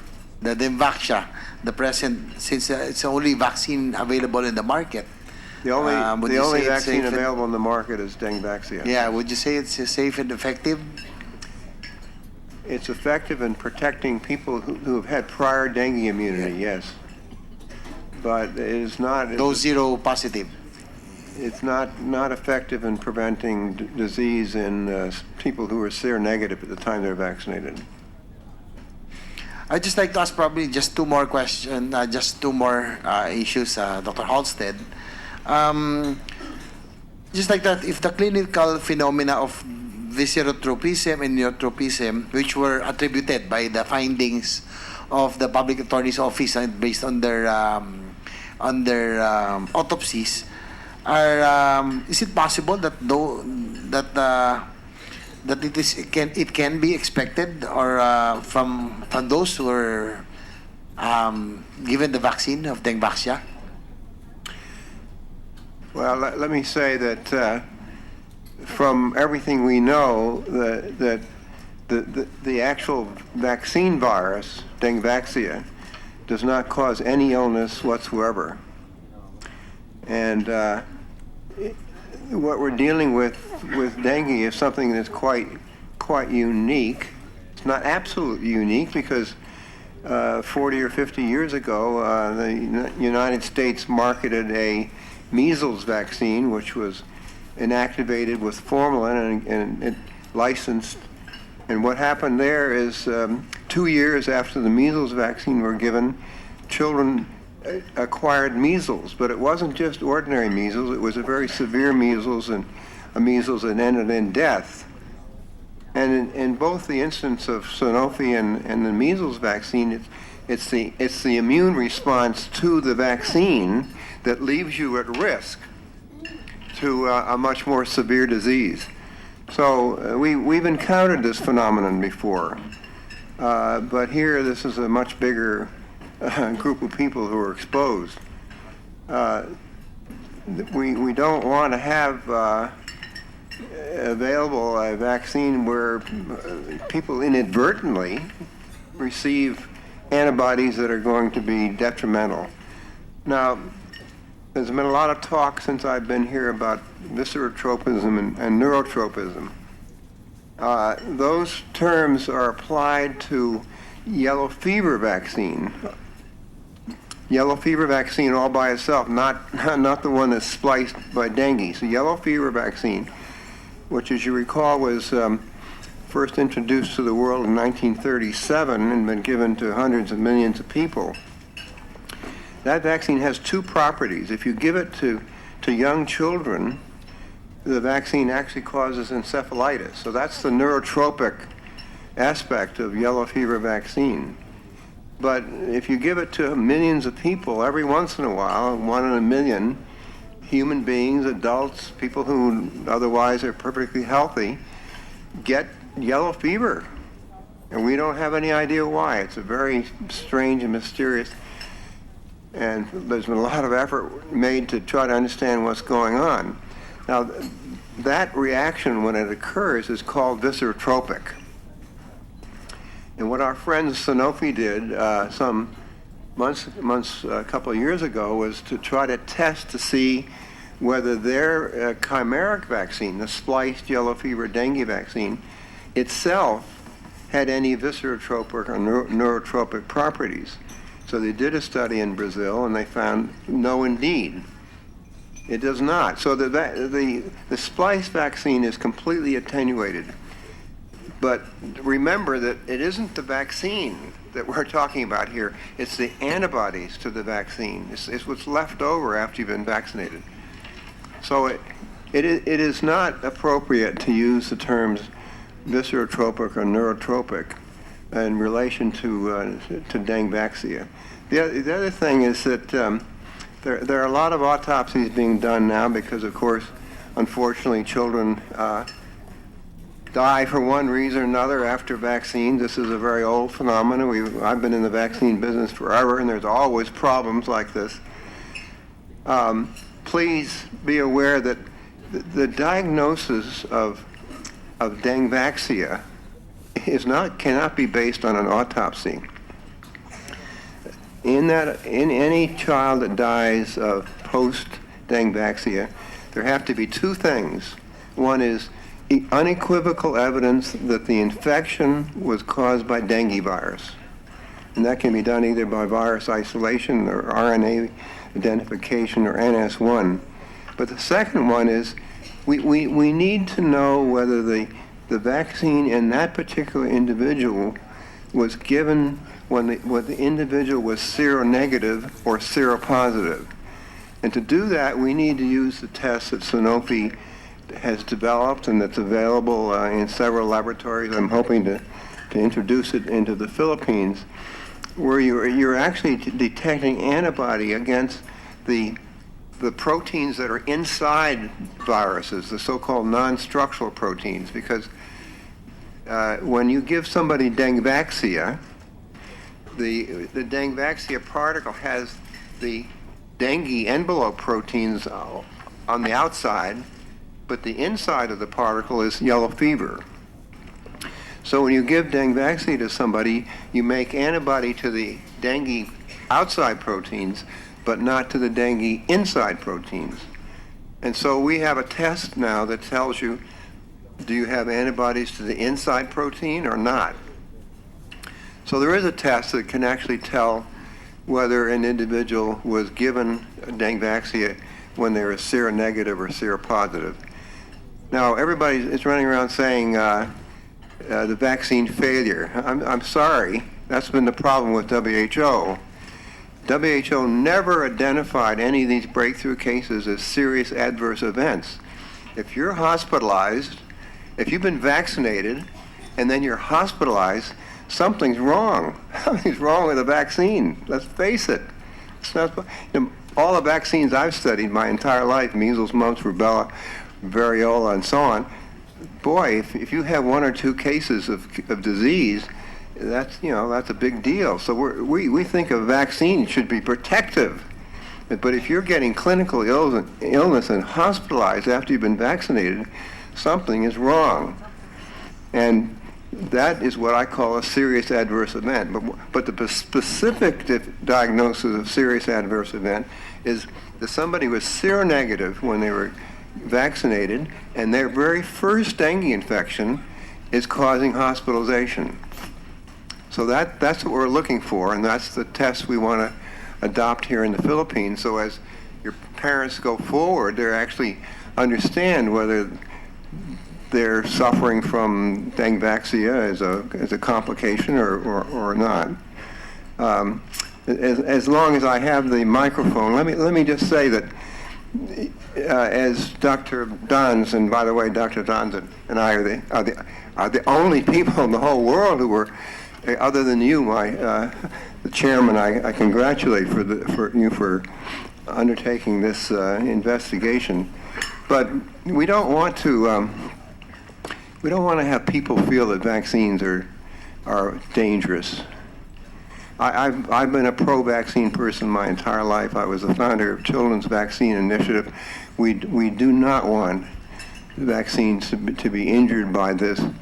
And furthermore, the children that potentially are at risk now or into the future, I hope we can rededicate an effort to get these children into clinical care early, get the clinical team up and running. We had a meeting yesterday with physicians from Thailand and other countries, and there are a lot of things you could do to really improve clinical treatment, so we don't have to have fatal outcome. Parents come in early, physicians understand how to do the fluid management properly. So there are a lot of things, I hope, as long as I'm here, that we can all discuss about how could we make the Philippines a safer environment for people that are experiencing dengue. Again, thank you, Mr. Chairman, for this hearing. I appreciate it. Thank you, Dr. Halstead. Just a few more. I have 8 minutes before 12 o'clock. Dr. Halstead, given the present situation already, given that Dengvaxia was already inoculated on 830,000 kids, what would you recommend for our Department of Health? What steps should be taken?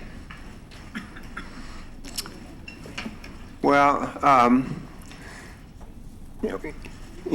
been talking a lot for a long time.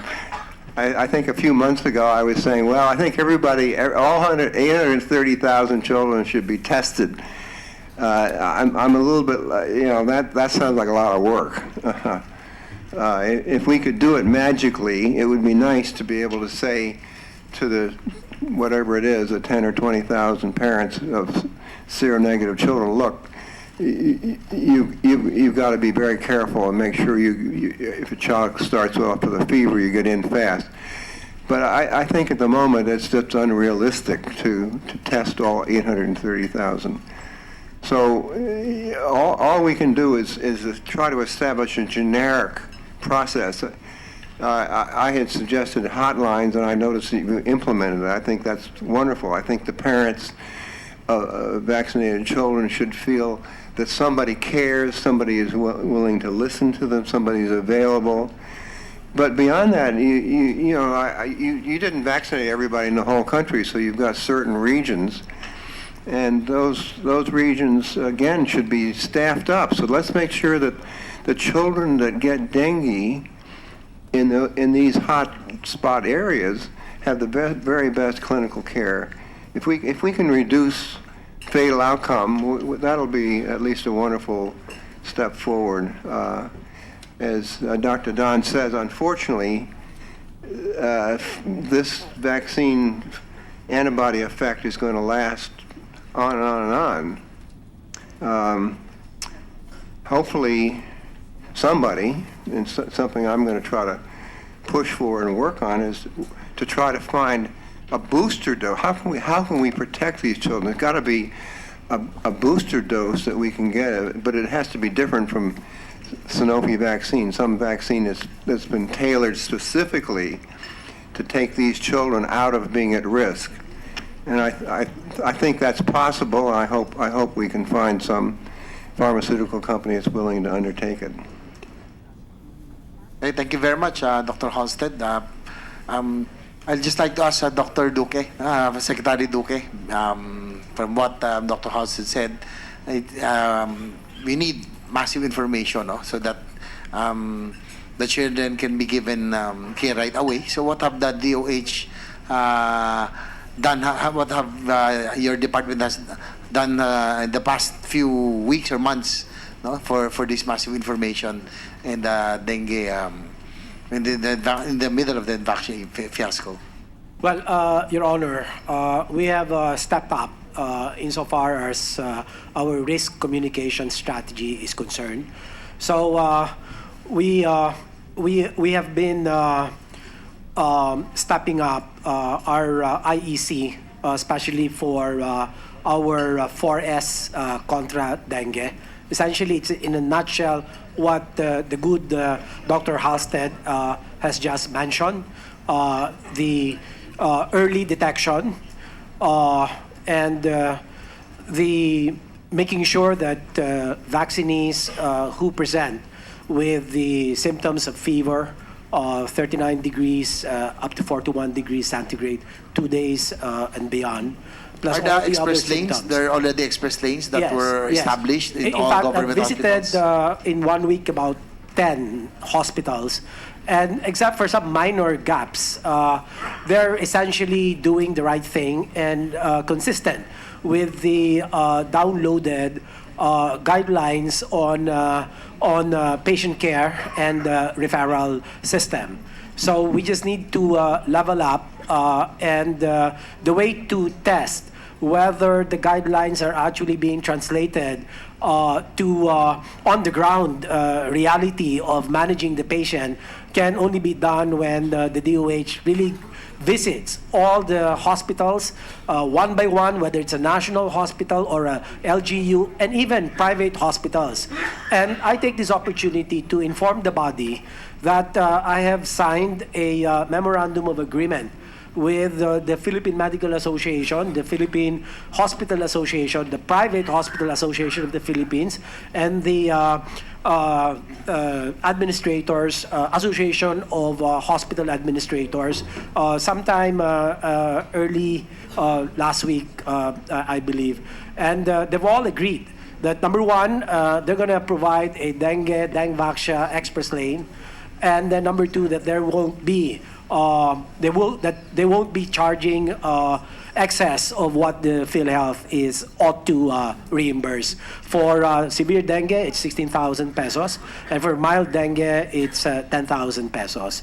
And if it might be of interest to you, Your Honors, if you look at the data of PhilHealth in terms of the number of cases, mild dengue cases, as reported by PhilHealth, constitute about 93 to about 96% of all the dengue cases. No? Mild. Ibig sabihin yan, talagang mild lang, and about 2 to 4% would be about severe dengue. And I don't have the data exactly of the severe dengue, how many deaths were reported, but we can look into that.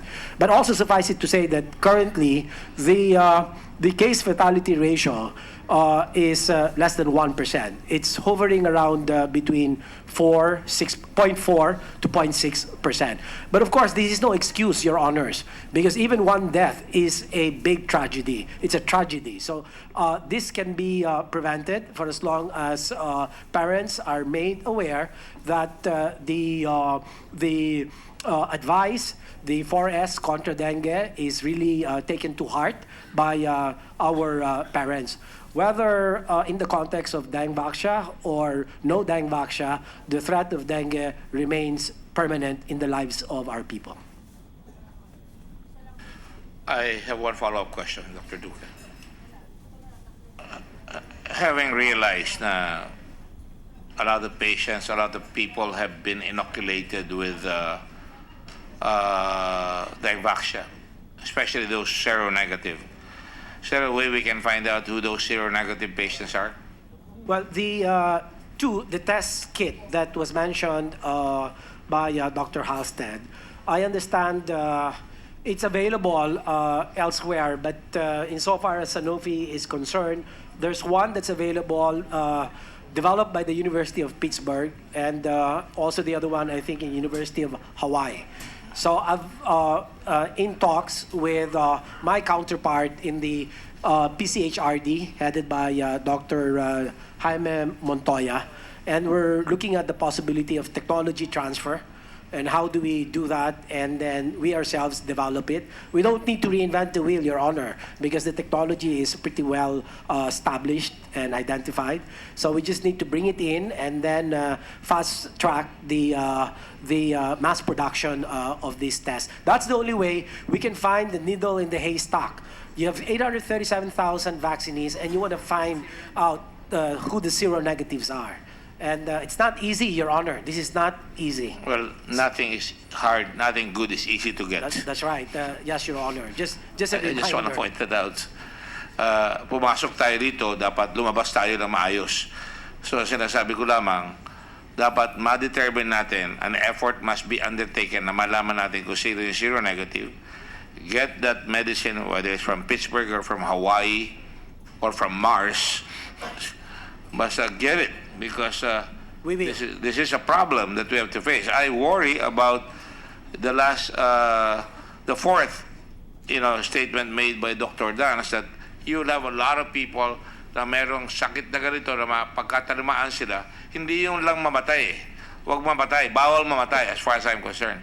Pero yung tama, yung dagok ng hospitalization, yung trauma, yung stress, yung kakaba-kaba yung hahanap na ng gamot, lalo na kung mahirap yung tinamaan yan, maghahanap ng gamot yan, maghahanap ng tulong. Kaya tama yung sinasabi natin, pinag-uusapan natin yan na dapat proactive tayo.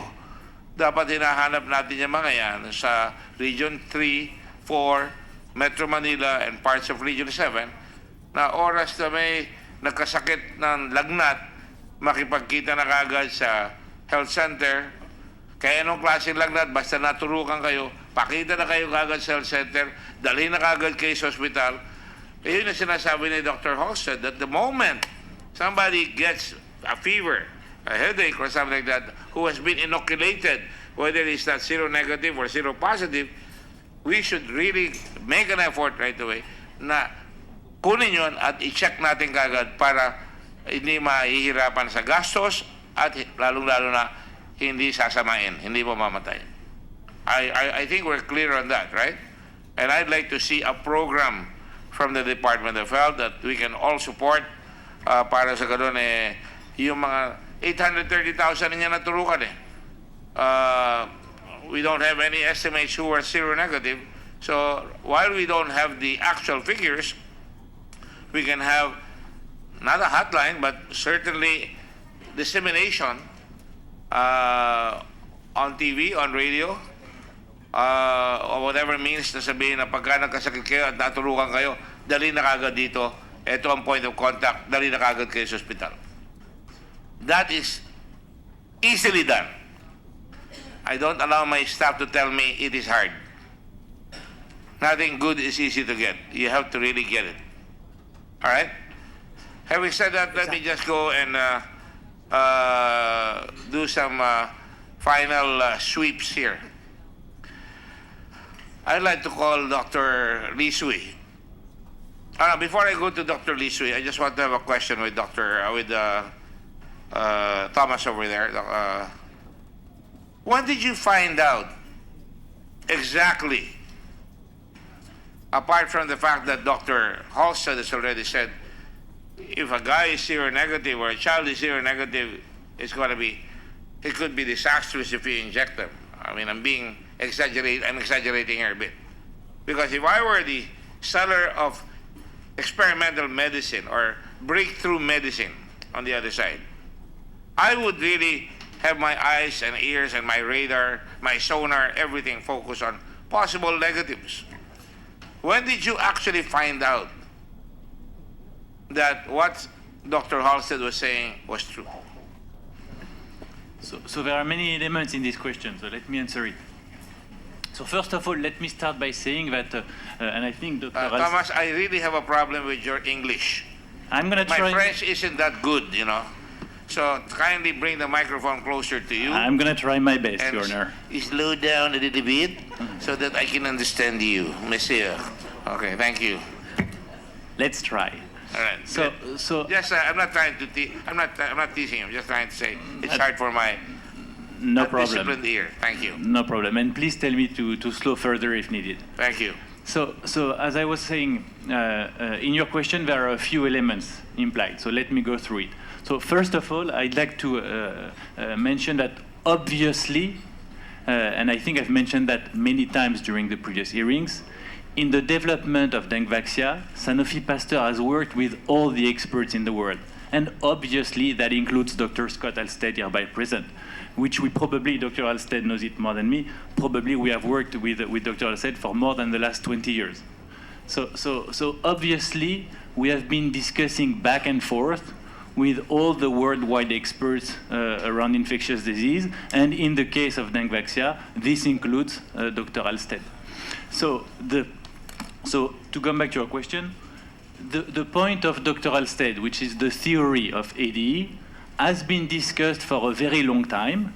And obviously, we have had many back and forth discussions, questions. The question is simply when. I'm getting there. You don't have to go around the world to get to France, you know. When? So please let me try it. So during all these discussions, we have included the importance of ADE, and we have recognized the importance of ADE theory as something to test in the clinical development plan. So in phase 1, phase 2, phase 3, that's what we have looked at for. Okay, and we never found it. Okay, now back to your question. As I mentioned also, that's the third time you've said that. as I mentioned multiple times also, even as late as March 2017, when you look at the safety analysis, okay, of seropositive versus seronegative in 9 and above years of age patients, you see that there is no relative risk issue.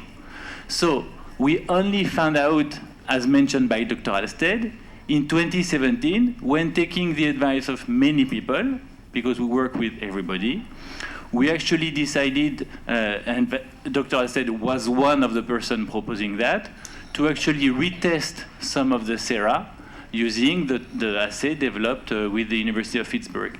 And these results, that's called the new analysis findings, are then looked at by the IDMC, so Independent Data Monitoring Committee. And the IDMC, and that's why I'm going to the conclusion, which is the question you asked, the IDMC came to the conclusion of the reporting in November 2017, early November 2017. And that's when we got the result of the IDMC, which is the committee deciding for it, that then we prepared the communication, we engage with Department of Health, we engage with national regulatory agencies all over the world, and we've made including WHO, of course, and we made the statement at the end of November 2017. So when? November 17. So as soon as we got the report from IDMC, independent... What is IDMC? That's why I'm insisting on this, because it's the important part of the answer. IDMC is the Independent Data Monitoring Committee, which is... Within Sanofi? No, independent, so not Sanofi. So it's experts from all over the world that are reviewing the data, checking it, giving their advice, and we got the IDMC position in November 2017, Your Honor. But Dr. Halstead mentioned this 2016 or 2015 formally. Formally. Sanofi wrote a specific written rebuttal published in the Journal of Infectious Diseases. Published in Vaccine. Vaccine. That constitutes some kind of a acknowledgement. They had a whole bunch of other explanations, but they couldn't claim that the concept of the sensitization of seronegatives was far-fetched. If you read what Dr. Gee and Dr. Jackson wrote, there's a whole separate paper in which they have 3 different hypotheses, one of which is that the vaccine acts as if it was the first dengue infection. The thing that is incomprehensible to me is how you can put that up as a hypothesis but then never act upon it. Which is precisely what happened. There it is as a hypothesis. All the way along, our friends at WHO keep referring to ADE. The whole phenomenon is hypotheses. But meanwhile, children are being hospitalized. Right. I don't get it. I don't either. And that's why in 2016 we worked in the University of Pittsburgh, so we acted on it to actually develop a test that could differentiate further between seronegatives and seropositive even after vaccination. And these findings came in early November 2017, Your Honor. So we acted upon it. I don't want to taunt you, but I would like to say that your CEO was here during APEC, and in fact, they met with the President of the Philippines in Paris with Sanofi, and they went on. After that, it went on its merry way very, very fast. And I feel that Sanofi, as much as I respect your company, was really a microwave, was really a supersonic high performance, engine that was really trying to push the product down our throats. In other words, it was being force-fed upon my country. I'm sorry, that's how I feel. I can show you. That's not the case, Your Honor, but I understand that's how you feel. I can show you. You may not agree with me, but I can show you, and I will show you in a little while, as I've done it before several times. Now, I understand Dr. Hadley, Dr. Halstead, do you have to go now? If you have time, I can... Sure, please. Yeah, I'll put I my think- glasses back on. All right, good. All right, I'm glad that you're there. So, let me go to Dr. Lee Sui. You are the head honcho or the head man in charge of vaccine, right? Dengue. These are two different programs, Your Honor. Educate me. Yeah. We have the National Dengue Prevention and Control Program, Your Honor. Who's in charge of that? At the time this was implemented, I was not the program manager anymore of the Dengue Prevention Control Program. Up to when were you that? 2014. 2014. President Aquino met with Sanofi on November 9, 2014. Were you still in charge? No more. I was promoted to Director 3 September 2014. I'm not the program manager anymore, Your Honor. All right. And after that, what did you occupy? The second position? I'm the other one, the EPI program, the Expanded Program of Immunizations under the Family Health Office. We should have included this by then, right? I'm not handling that office as well, Your Honor. Why are you saying that? You were asking a while ago regarding family No, health. but what were you in charge with?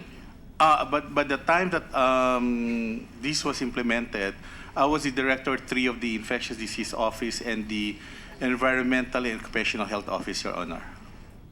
So who was the one that decided it's a go? I'm not privy on that, Your Honor, because at that time, my role in this Dengvaxia activity is, other than being the Director 3 of the Disease Prevention Control Bureau, I was also the spokesperson of the Department of Health. Secretary Obial, would you know? Who said, let's go with it? Sir, I think it was Dr. Mario Baquilod who made the justification why December December 10, 10. 2015. Can you turn off the lights, please? On December 10, turn off the lights. Patayin nyo yung ilaw. Grief.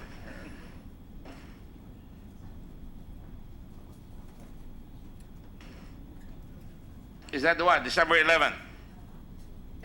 Yes, Your Honor, December 11. Stand corrected.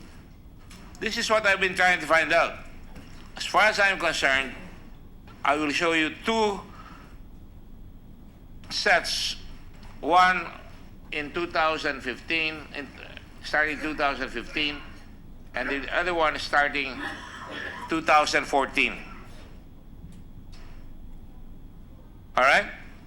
Let's go to 2014, November.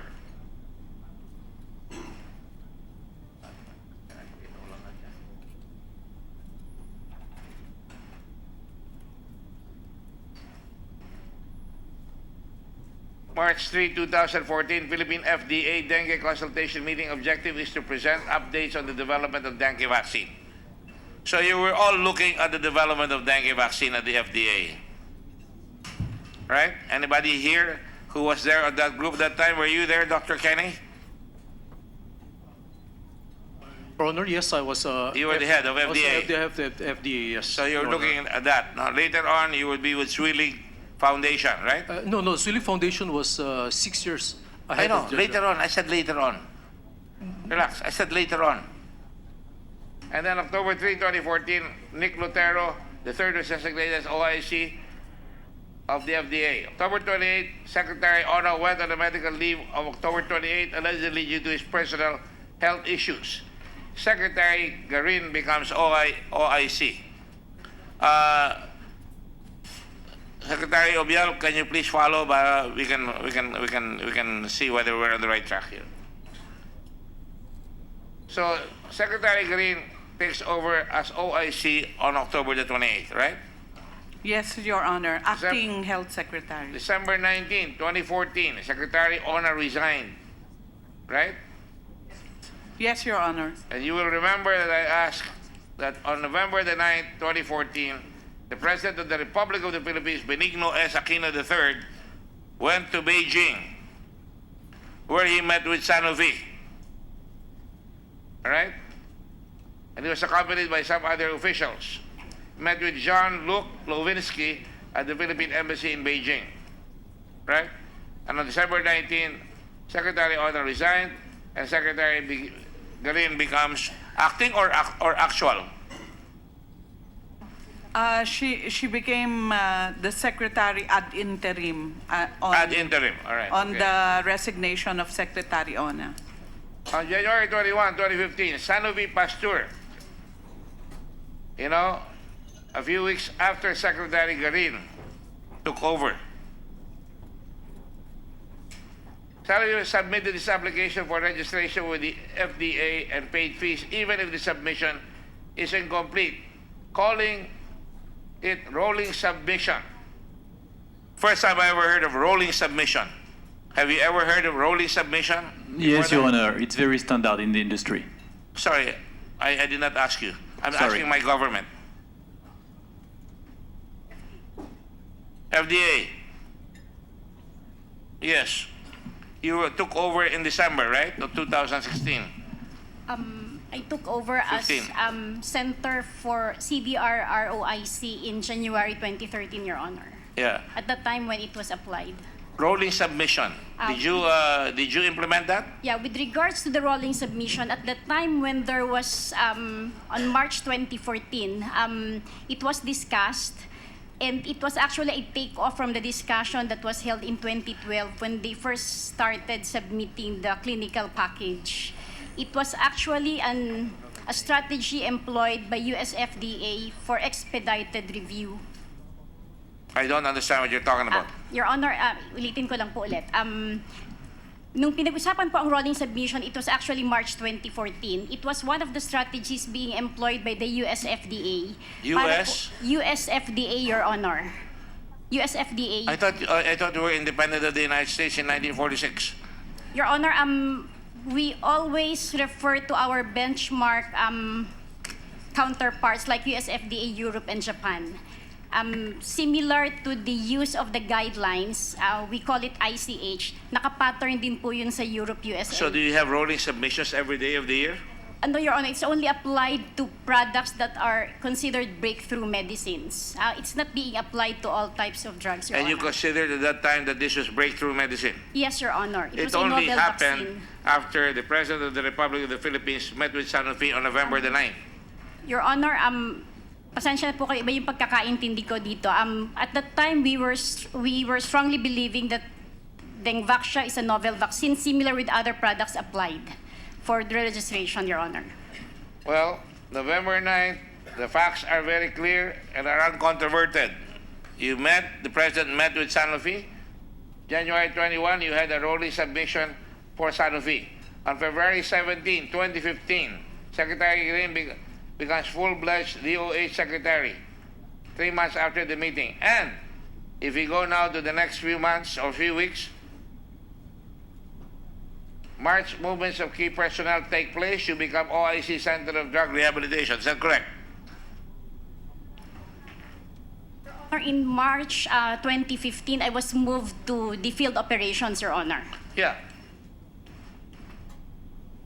And Melody Sambudio took over.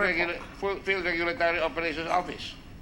Yeah, that's So correct, that's Your it. Honor. I'll show you this one para malaman natin. So, immediately, I suppose that's normal. Lalagay nila Secretary Green yung mga tao niya sa mga importanteng opisina. Like I'm sure Secretary Duque is doing now. You're putting your people in different crucial positions.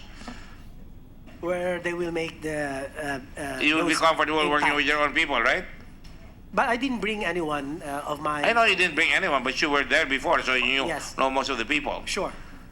I've been in government far longer than you, so please do not try to circle the wagons around me because I know. All right? May 4, end of Attorney Lieutenant's designation as OIC of FDA. May 5. Voila. Is this the first? Secretary Green becomes FDA and at the same time Secretary of Health?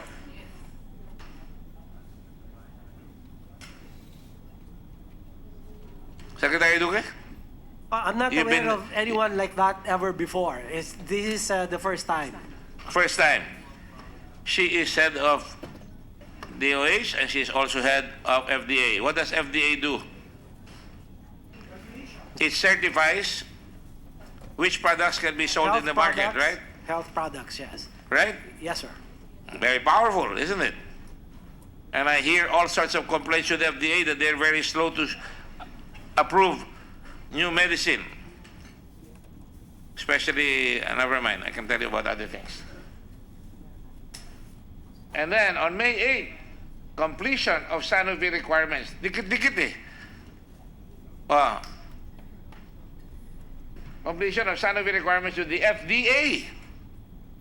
3 days after she becomes FDA. And then, May 11, Sanofi requests Secretary Garin for exemption from generic labeling.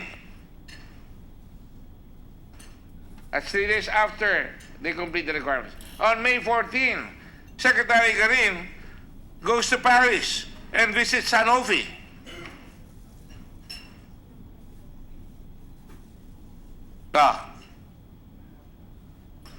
It's probably coincidental. Sabay-sabay lang siguro, no? Ganun ba yan? Ganun ba yan? Sabay-sabay eh. Pinayagan, nag-apply, magubo, takbo kagad doon sa Sanofi. And then, on May 15, Secretary Green visits Sanofi Pasteur Nouvelle dengue vaccine facility and advanced study copy meeting in Switzerland, technical consultation to national regulatory to review dengue vaccine dossier, summary trip to Switzerland for July 28. Nagpadala siya ng notice sa opisina, magpadala kayo ng tao dito sa meeting na ito. See? May 15. Bigyan niyo ang dates, sabay-sabay. Dami, panay Sanofi yan, ha? Next. May 18, email of Secretary Green to Lulu Santiago while in Paris. Kompleto na ba? Any submission recently? Please advise. Meeting Secretary later to inquire about the progress. Email subject, Sanofi Pasteur's rolling submission. Very interesting. Day by day. May 18 to 26. Coincidentally, she goes to World Health Organization in Geneva. I don't want to make any snide remarks about Geneva.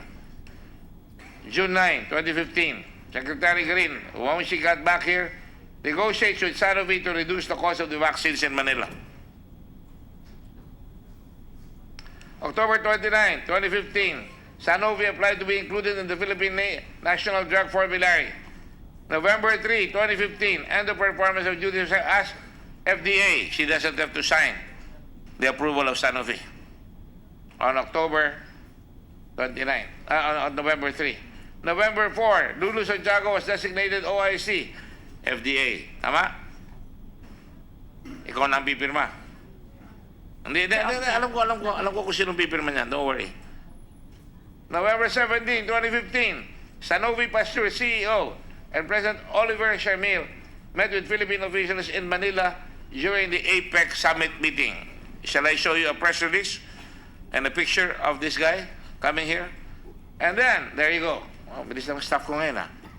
Sige. Sige pa. Ano ang pinag-usapan dyan? Left to right. Kenneth Hartigan, go.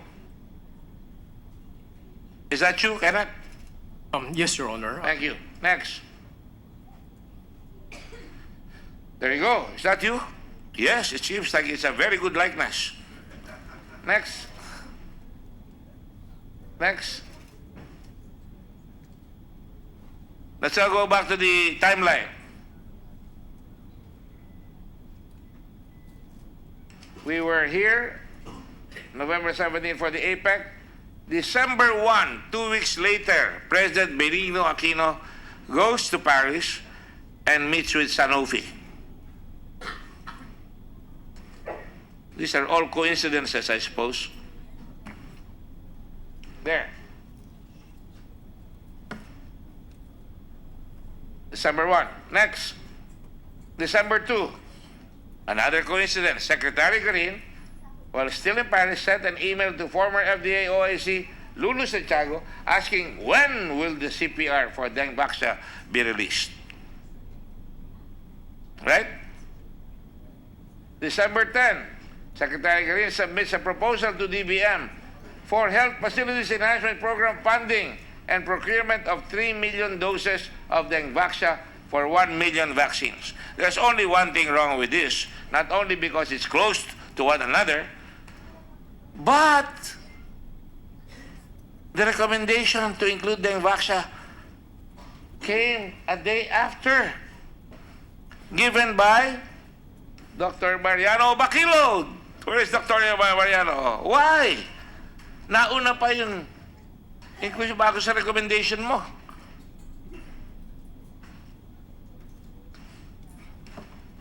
Alright, I will ask you later. December 18, 3 weeks after the meeting with with Sanofi, FDA, Lulu has sent an email to Grace Medina, one of the evaluators of Dengvaxia, copy furnished Melody Zamudio, asking for status on the completion of Dengvaxia review for a meeting with Secretary regarding the matter. This was made pursuant to follow-up made by Secretary Green. December 22, voila! FDA approved the marketing of the Dengvaxia. FDA issued a certificate of product registration. Bilis. Especially with the known reputation ng FDA na hindi basta-basta nagbibigay ng permit. December 23, memorandum for President issued by DBM Secretary about recommending funding of projects from fiscal year 2015 savings from the miscellaneous personal benefit fund and pension gratuity fund so they can be obligated and disbursed before the end of December 31, which was the deadline, right? If we don't submit it, wala na yung pera. Right, Dr. Obiang? And then, on December the 28th, wow, isang buwan lahat yan, ha? DBM asked EPI to prepare procurement documents for the dengue vaccine. Dr. Dukusin asked for exemption from the formulary. Bakit ang bilis-bilis? Bakit nagpipilit tayo? Why are we forcing the issue on Dengvaxia? Is it because the elections are coming nearer and nearer and nearer?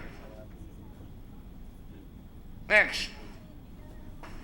December 29, wow, very, very hard to get a SARO for 1 million, for 10 million. This is for 3.5 billion. Wrong. The SARO was for a bigger figure of more than 10 billion pesos, which I am going to investigate now. Motu proprio, this committee will now investigate the fact that apart from dengue, there was an order now for health clinics to be made and also 10 billion project in fighting dengue, 3.5 billion, and 3,200 barangay health centers to be built at a cost of 4.8 billion. The money was from 10 billion PhilHealth coverage funds. I think Dr. Liachon, you will gain PhilHealth later on, for senior citizens. Lighting speed. The 4 billion contract divided by 3,200 barangay health centers is 1.4 million per unit. Wow. Each unit, by the way, is only 42 square meters in size. 1.4 million ang halaga. And costs about 33,159 per square meter.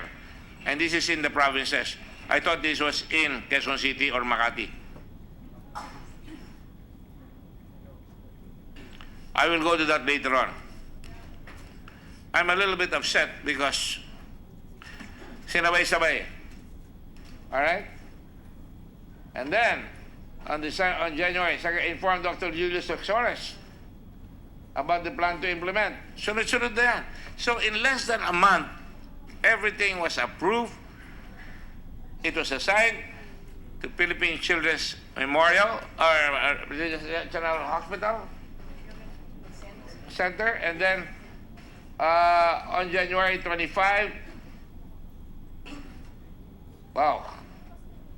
I will remind you, Dr. Dukusin said that they're not ready to implement the program. Did you not, Dr. Dukusin? You said that, right? Sabi mo na yan. Please answer the microphone. After you recommended it, 1 week later you said we're not ready to implement. It's so big, right? Yes, I said that during the first FEC meeting.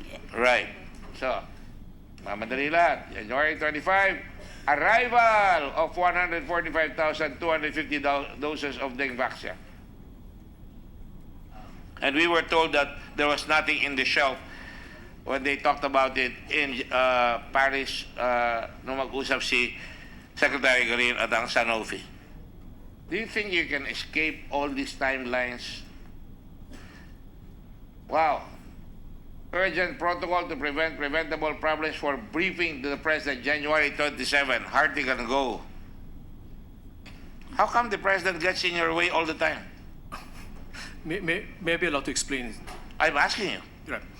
This email was to be given to 4 individuals in the Department of Health so that we could get our act together in creating a protocol for safety monitoring of the product if it were to be used. And that's really all a post-market surveillance integrated to a public health program if it were to be used.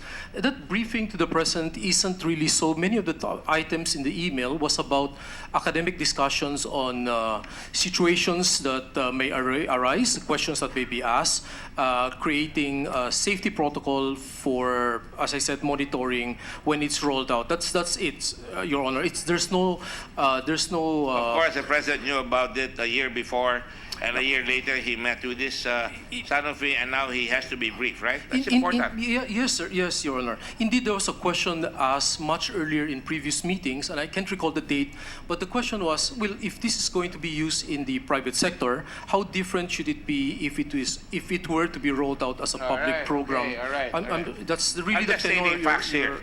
I'm just stating facts. Your Honor. And they are incontrovertible. These things actually happen. All at close proximity to each other's dates. February 3, Certificate of Exemption of Dengue Tetravalent Vaccine was issued. Special talaga, all the way.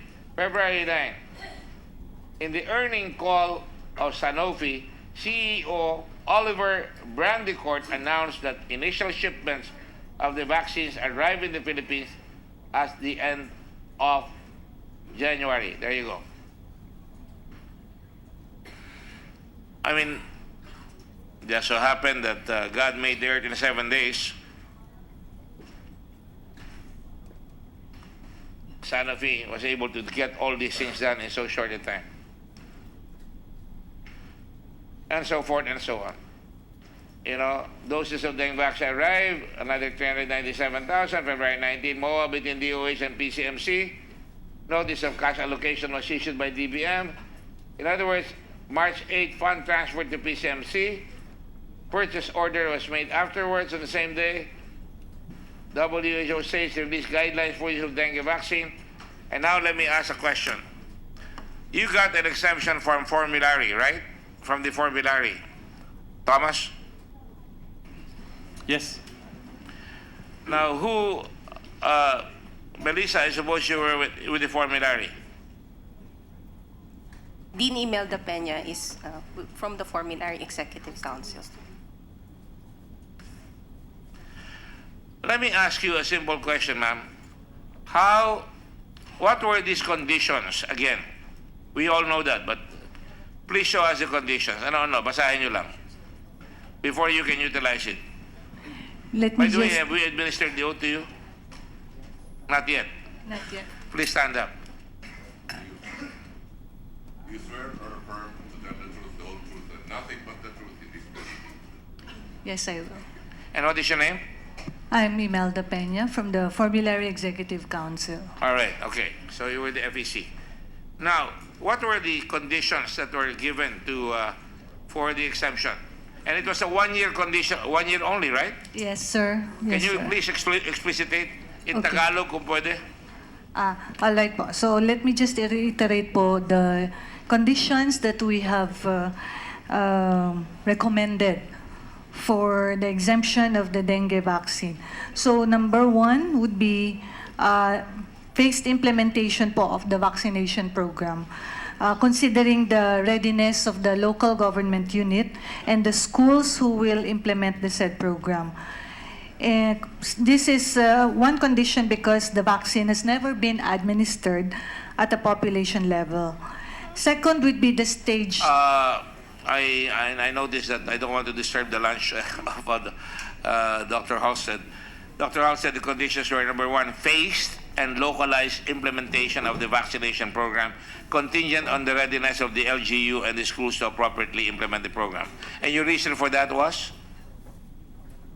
It's a new vaccine, and that the vaccine has never been administered at a population level. Of this level, of this high? Yes po, and Alright. that there may be unknown risks which could be better managed and contained with a phased implementation. And the second condition? The second condition was staged procurement because of uncertainties in the clinical and economic value of the vaccine. So as more information is gathered during implementation, the DOH may negotiate for a better price. All The right. third condition would be there should be an FDA-approved risk management plan from the company, Sanofi Pasteur, as part of the pharmacovigilance requirement of the FDA. Do you know if these three were done? If these Were complied three, with? These first three? if this were Complied with? complied with, no, So it was not complied with. Melissa, was it complied with?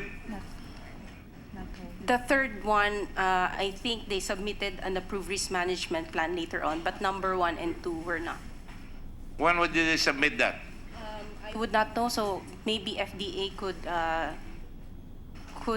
educate us when it was submitted.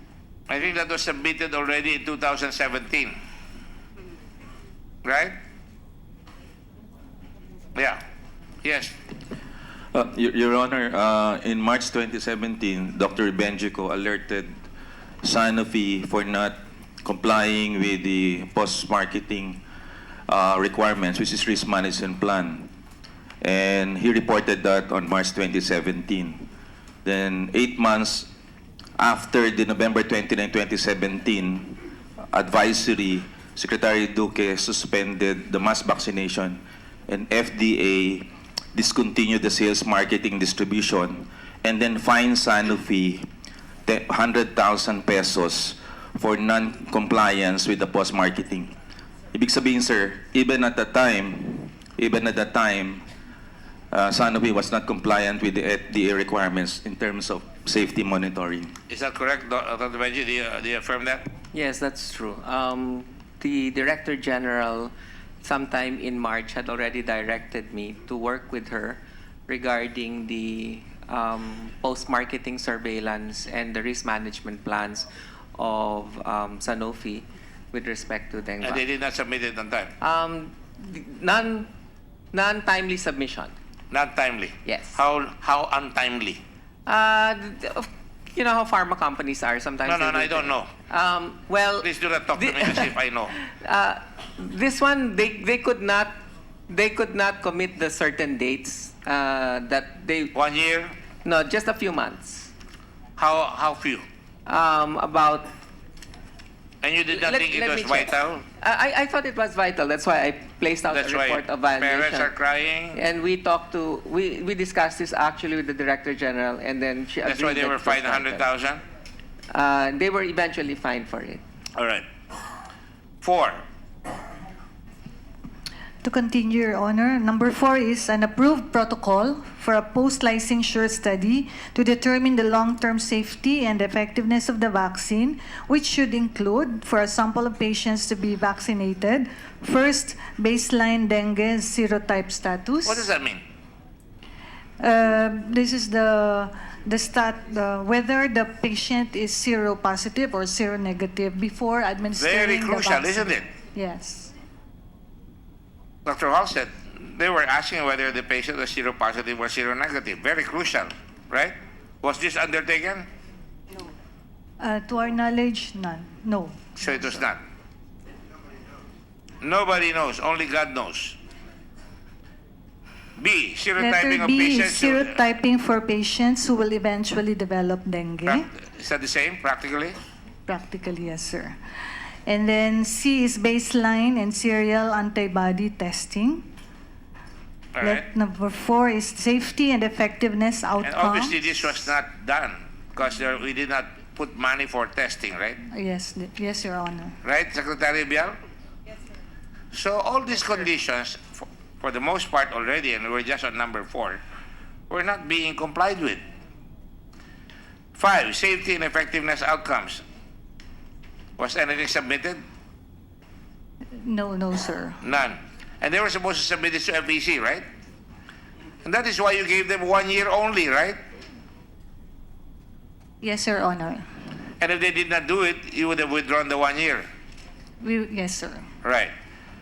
5th, plan for training of personnel and implementation by the expanded program on immunization. Was that complied with? None to our knowledge, sir. And so, the Philippine Children's Medical Center is the culprit here, right? Philippine Children's, yes. Anybody run I believe- PCCM? Huh? PCMC? Saan yan? Saan yung PCMC? Please come forward and be recognized. Naku naman, nagtatago kayo eh. Come over here. Ayan, sige. Sir, I'm Mary Ann Bunyi. I'm from Philippine Children's Medical Center. Regarding your... Just a moment, raise your right hand and repeat after the nice, bald man who is about to speak. Do you swear or affirm to tell the truth, the whole truth, and nothing but the truth in this proceeding? Yes, sir. Let the record said that Mary Ann took the oath. Yes, go ahead and ask her that. Sir, regarding your comment about the training of health workers before... Personnel and implementation by the expanded Yes, sir. program. That was done. It was together with the Department of Health. Really? Yes, sir. And you were here last time we had a meeting? Not the previous one, but And the you saw- other All right. hearings I was here. And you saw, can I have a copy of the sample of the paper that was given to the parents? I can easily ask the parents now whether they were properly told the content of Sir, you're referring to the parental consent? everything like that. This is part of the training, right? That was included, sir, Yeah. but the training was really held in the different regions where the implementation would be Pero done. obviously the training did not work well because maraming parents nagko-complain. Di ba? Attorney Acosta? Please answer to the microphone. Sa nakausap niyo ba na nasabihan ba yung mga pasyente? Mga pasyente? Sir, mga patient, sir? Yung mga magulang. Kayo ba mga magulang? Nandiyan po yung mga magulang, sir, ng mga namatay. Tatanungin natin sila mamaya. Opo, tsaka yung mga buhay pa po yung anak nila. All right. 6, operational guidelines on the use and administration of the vaccine. Was this complied with? This was included, sir, but we did not see this. You don't have any personal knowledge whether this was actually complied with, do you? Meron daw. Meron na daw po sa amin. Meron. According to Secretary Bial. Yes, sir. There was an issuance I cannot go on hearsay here, you know that. in the latter part of February 2016. All right. 7, appropriate risk communication to parents and school children about the extent of protection provided by the vaccine. I think the last session proved that the parents were not appropriately given that kind of information. FEC. Yes. Would you agree? Yes, sir. Thank you. And then number 8 is the DOH should actively monitor the outcomes in order to determine the real clinical value of the dengue vaccine that will help determine the real-time cost-effective price for the government. So you would That's the say, last. was this complied with? The last one, sir? Yes. Monitoring of outcomes? Yes, I believe, sir. Really now? But How many perhaps people have been not sick? You're talking about outcomes. I'm asking you now. If they complied with it, we would know how many patients, how many children have gotten sick. Isn't that an outcome? AEFI. Marianne, isn't that an outcome? Sir, it's an outcome, but we have an AEFI surveillance committee of the DOH, which is doing it now. The monitoring of patients who have received the... It's only doing it now because a lot of patients... It has been in existence, sir, the AEFI. No, but before all this brouhaha over children getting sick, very, very sick, even dying, do you have an outcome report, Secretary Duque?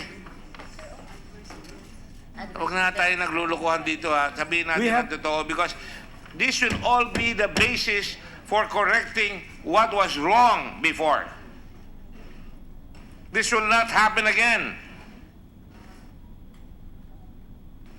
Am I making myself clear? In other words, Secretary Duque, you are in a position to know that this was not undertaken, correct? The formulary has already said most of it has not been undertaken, correct? Yes, that's... I'd like to hear from the formulary. Yes, Your Honor. It was not undertaken. Some of this, sir. Most of it. Most of it. Most of it. I don't want to Yes, put Your words in Honor. your mouth. Most of Very it, sir, adequate. were not undertaken. All right. If that is the case, how can we proceed with it anyway? And let me now ask this very, very vital question. When were these conditions supposed to have been met? What were the conditions sine qua non before you said, go ahead, inject on a mass scale? The conditions were imposed by the FEC, who were supposed to see to it that the conditions sine qua non were properly undertaken. Secretary Biel, you were there at that time? Sir, the implementation team, I don't understand. whoever was tasked to implement the vaccination program. So how did we jump from the conditions that were supposed to be met to full implementation of mass immunization? Hindi ko maintindihan yun. You impose conditions, and the conditions are not met, and then you jump into full implementation of mass immunization? You may answer. Don't be afraid because we are correcting something that is terribly wrong with our system. Your Honor, if I may, Yes. the FEC outputs were merely recommendatory.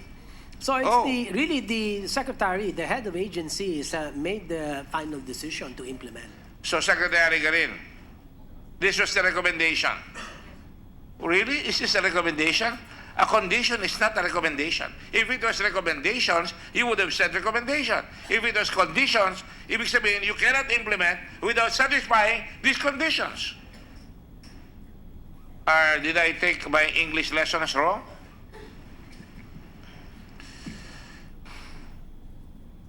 Your Honor, You can see the degree of exasperation that has been rising in my body right now.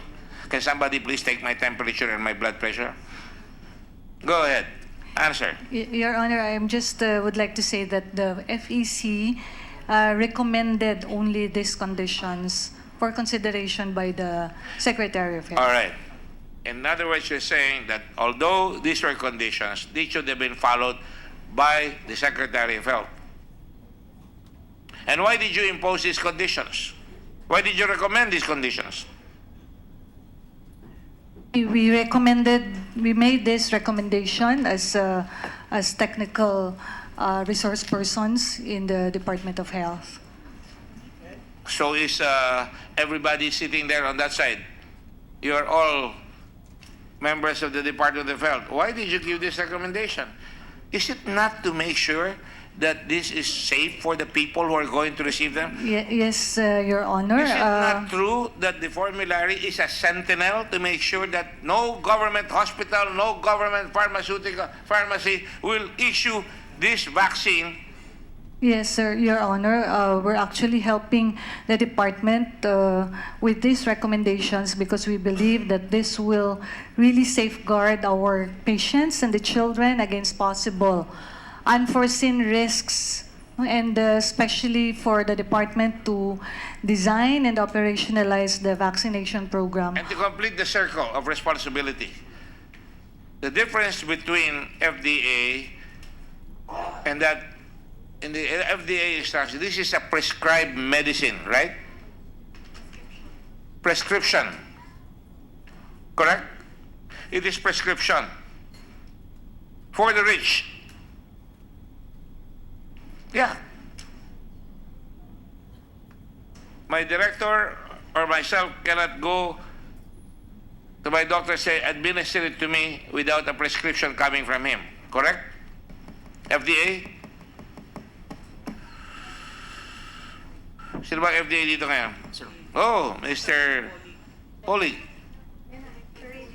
Charade is here. So, Mr. Polig, your charade is over. The real charade is here. Sorry, you're not gonna get your 3 minutes of TV time.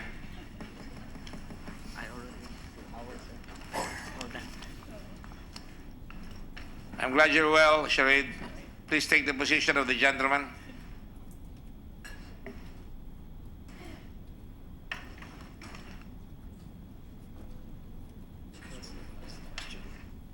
Ms. Puno, when you issue, when the FDA issued the permit for the CPR for Dengvaxia, that meant that any doctor can now prescribe or issue a prescription to get a vaccination for his patient. Is that correct?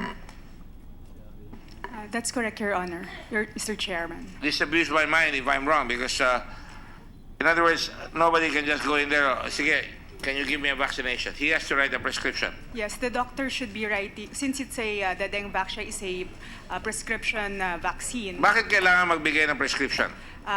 Kasi ho, pag sinabi niyo pong prescription, kailangan ho, controlled po ito. Ito pong mga pasyente ho natin, kailangan natin malaman kung meron bang existing na sakit, o ito pong mga pasyente natin ay meron hong underlying condition during that time ng inoculation. Hindi po pwedeng basta-bastang iniiniksyonan kasi ho, meron hong mga tao na pwede hong hindi naaayon yung pag-inject ng vaccine. Anong tawag doon sa term na yun? Nagkakaroon allergic reaction? May allergic reaction po. Anaphylactic shock. Sorry, I'm a lawyer. I hate these medical terms. Anaphylaxis? Yes. Anaphylaxis. Yes, sir. Pwedeng ganun, di ba? Yes, Mr. Kaya Chair. kailangan lagi may prescription. Yes, kailangan po. May Pero ang tanong ko, for the life of me, kaya nagbigay ng conditions or recommendations na may conditions. I'm just musing, and tell me if I'm wrong from the formulary, is because walang doktor na tutulong sa public school. Mass inoculation eh. They will just get the consent of the father or the mother or the guardian, and they'll say, libreng bakuna para hindi na magka-dengue ang anak ninyo. Sino ang tututol doon? Lalo na kung hindi naturuan yung nag-orient doon sa magtuturok na dapat sabihin mo, kung may sakit yung bata, may lagnat, hindi kayo pwedeng bigyan nitong vaccine na ito. Tama po ba yun, ma'am? Yes, Your Honor. You agree, Secretary Duque, of course. So that means, kung hindi sinunod yan, what is the logical conclusion? Somebody has to be held responsible. So that's what I'm trying to get from you folks who push the button. Who said, gawin na natin to. Damn the torpedoes. Full speed ahead. Inoculate all the 830,000. Parang the charge of the Light Brigade. Yes, Secretary Abiel. I'm Sir. finishing this report. These are my last questions of these hearings. Sir, it has to be the captain of the ship, the Secretary of Health. So the Secretary of Health. Yes, sir. Now, all of you, including Hartigan Go, and I'm not even on Hartigan's case that later on Swilig has a foundation. Swilig is the one that sold the medicine, right? That sold it to the government, right? But I am only going to say this, as far as I'm concerned, this one. When you see the President of the Philippines meeting with Sanofi in a foreign country, a Vice President, are you surprised that the timeline will be so fast?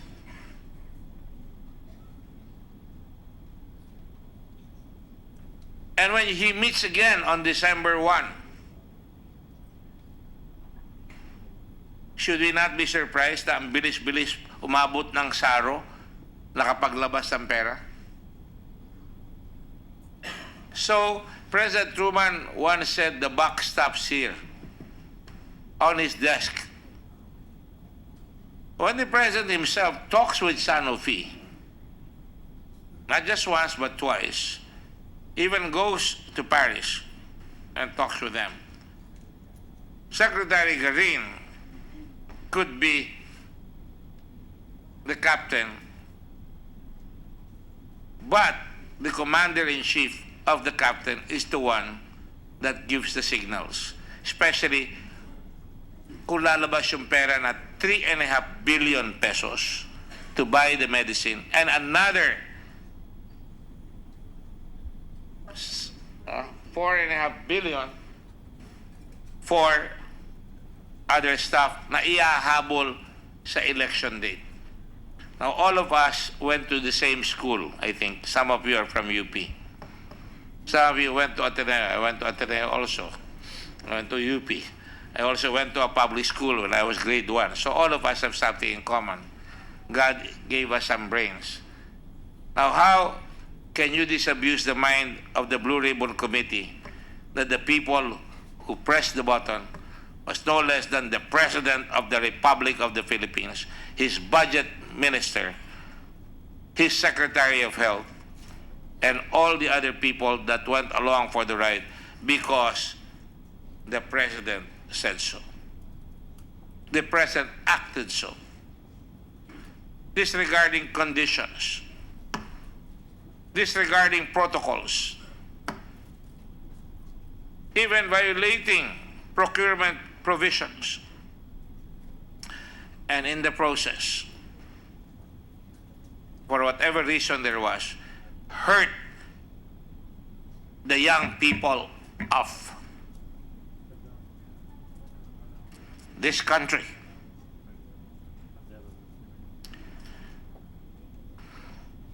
Do I have any comments from all of you? Eric Domingo from UP? Mag-iimbis ba kayo pa sa PGH? Kayo? Sa PAO? Kayo sa FDA? Kayo mga doktor? This is the tragedy of this investigation.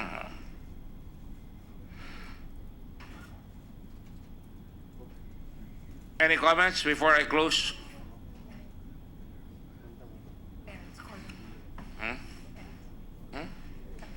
Oh yeah, I'm sorry. I was going to close, but I would be remiss if I don't call the parents. Kayo po ba mga parents, nag-take na kayo ba ng oath? Sino ba hindi nakatake ng oath? Kayo po, tayo lang ho kayo. Upo na ho kayo dito at mag-senador na kayo for this occasion.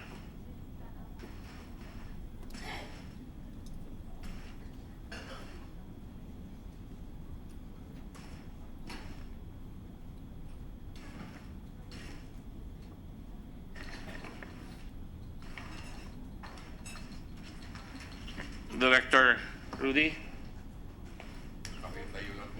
Pakitayo lang ho. Marapot kayo doon sa matanda sa likod.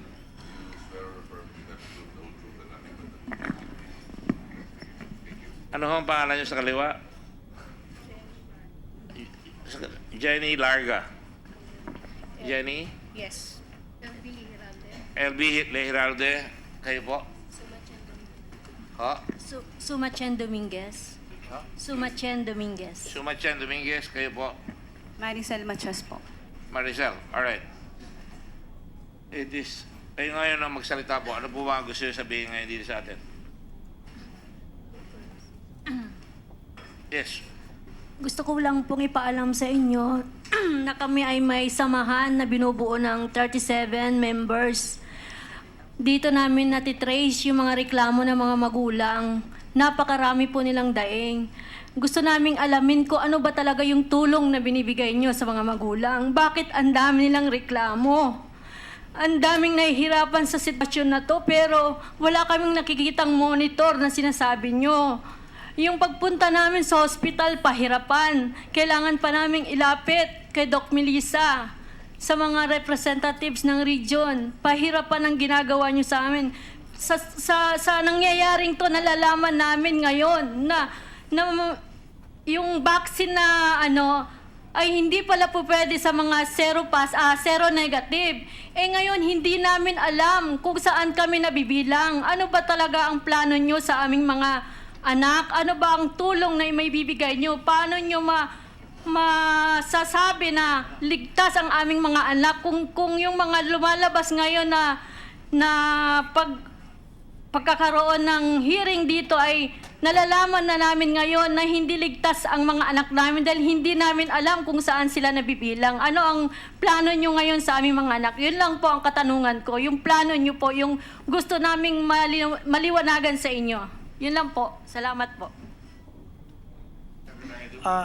Alam ko sinabi mo na yung monitor. Siguro kailangan ipaliwanag yung maigi. Yes, Your Honor. First and foremost, yung tulong na gusto namin pong ibigay sa mga magulang ay na andito po sa akin mga sulat yung 1,161,000,000 na pondong ibinalik po ng Sanofi mula doon sa mga hindi nagamit na bakuna, Dengvaxia, ay kami po ay humihingi ng authorization o pahintulot mula sa DBM at sa Kongreso para nang sa ganon ay mailabas ang pondong ito at gamitin para sa mga pangailangan po ng inyong mga anak. Yung gastusin sa pagpapaospital, gastusin sa dengue kits. Inaantay po natin ang mga kasagutan sa mga sulat na ito at ako po ay magbibigay sa inyo ng mga kopya, lahat po ng mga sulat at tugon po sa inyong kahilingan. Ito po United Parents Against Dengvaxia Philippines. Kayo po ba ito? Hindi ma'am? po. Hindi Iba pa yan. Kasi nakalagay po dito, the National Federation of Dengvaxia Victims Organization would like to have a dialogue with Secretary Duque within this week if it is possible. Opo. Secretary Duque, Opo. the time for Gagawin po natin. dialogue is done. You said that you needed congressional approval to use that money. Yes, sir. I heard Secretary Diokno, sinasabi ko po sa inyo. Yes. Sabi niya pwede yung gamitin. Okay. So ang gagawin po natin ay kunin kay Secretary Diokno na sinacertify niya na itong perang ito ay pwedeng ilan at papangako ko sa inyo this afternoon magre-resolution na ako, magpapail ako ng bill na gamitin niyang perang yan para sa mga magulang. Yes, sir. At kailangan Thank ko you lang very ng much. suporta sa lower house. Yes, sir.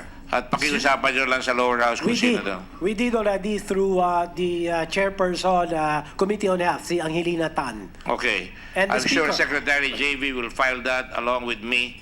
And so that, alam nyo, ang pera po hindi pwedeng gamitin kung walang congressional approval. Ito lang pong nakaraang administrasyon ang gumagamit ng walang congressional approval. Nakakapaglabas sa 10 bilyon. Ewan ko kung ba't hindi magawa ni Secretary Duque yun. Yes, Secretary Domingo. Magandang hapon. Yung pong sa zero testing, actually po yung expert panel natin, ilagay siya sa listahan ng mga top priorities natin. Nag-usap na po si Secretary Duque at saka ang Secretary po ng DOST and ipa-fund po yung pag-develop at saka pag-validate. Yung zero testing? Opo, yung zero testing ng mga nabakunahan. Yung magagaling sa Hawaii at saka sa... Sa Hawaii po, ang tinitingnan natin Taiwan o kaya yung sa Pittsburgh. Yan, para matest yung mga At ang ginawa po namin timeline nila Doktora Lansang, nila Doktora Celia Carlos, yung baka po yung 2 taon, pipilitin nating mapaiksi, pero talaga pong mga 1 taon bago ma-develop ito.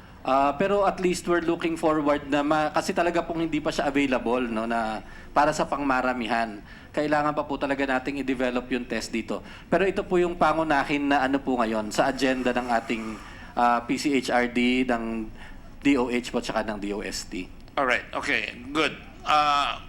May dadagdag lang po ako, Your Honor. Yung pong sa pondong hinihingi po natin kapag napahintulutan ng Kongreso at ng DBM, kasama din po dyan yung budget para po sa pagtalaga ng 500 na mga surveillance officers na sila po mga nurses na iikot po yan sa mga bawat eskwelahan at sa mga unahin sa mga eskwela, tapos sa mga komunidad na kung saan po nandoon yung mga vaccinees para alamin ho kung sila ba ay kumusta, sila ba ay nag-absent, kung nag-absent, bakit Siguro, kung nag-absent. Secretary Duque, isulat nyo na yan ngayon. Ilalagay na ibibigay natin dito namin. yan. Yes, sir. We will do that. Gagawin na natin yan ngayon. Tapos meron ho kami i-roll out na yung application together with DepEd para sa application sa cellphone. Lalagay ho doon, pwedeng gamitin po ng mga magulang, ite-text lang nila, maglalabas po doon yung ano ba yung mga symptoms, check lang nila, pipindutin lang ho yung screen at doon lalabas, tatapon ho yung data na yon sa central office at may mag-analyze ho nito at magbibigay ho ng abiso kaakibat po nung application na ito. The Indian government is a very good program like that, and I suggest the guy who's running it, the vice CEO is my friend from the World Bank before. You might want to ask their help if you can use permanently for the Department of Health. And But lastly, anyway, lastly, sir, nakikipag-ugnayan din po kami sa Philippine Red Cross. At salamat ho kay Chairman Gordon ng Red Cross. At kami po ay regular ng nagpupulong yung multi-stakeholder meeting. At sa susunod nga ho, kapag nabuo na po yung mga kinatawan ninyo, ay kayo po ay aanyayahan din namin na makipagpulong sa amin on a regular basis para nang sa ganun po, nagpapalitan po tayo ng inyo pong mga mungkahi o suhestyon at nang sa ganun naman mapaigi pa namin lalo ang mga proseso namin. lahat ng chapter ng Red Cross sa Region 4, Region 3, Metro Manila ay na-meeting na at sa Region 7. May meeting, ayaw ko natapos sa Region 7. Natapos na may Region 7. Region 7 hindi pa. Pero lahat dyan nagkaroon ng tulungan ng injection. So, yan ay pwedeng puntahan pagka nakaset up na yan. Matatawagan nila yung mga opisina na yan para madala namin sa ambulansya yung bata kung kailangan dali sa ambulansya o kaagad masabihan sila na dapat dali na kaagad sa ospital kung kailangan dali sa ospital. Yun ang pinag-usapan rin natin. Yes, sir. Yes, sir. At Inay Sumachen at yung mga iba pang mga nanay rito, yung dengue kits ay kasi malaking hong bilang, hindi ho ito parang 2,000, 3,000 pamilya lamang, kundi pinag-uusapan po natin dito, halos 1,000,000. Pati yung mga asa komunidad po, hindi lang po limitado sa mga eskwelahan, na kapag meron ho kami binili, halimbawa thermometer, sabihin mo na 150 pesos isa. Kung bibigay mo yan sa 100, 1,500. Sa 1,000, 10,500. You're talking about almost 1,000,000. Sa thermometer pa lang ho, 1,000,000 na ho kaagad ito. So, yung pondo po na ito ay hindi naman nakasama sa budget for 2018. Kaya ako po yung humihingi ng konti pa hong pasensya.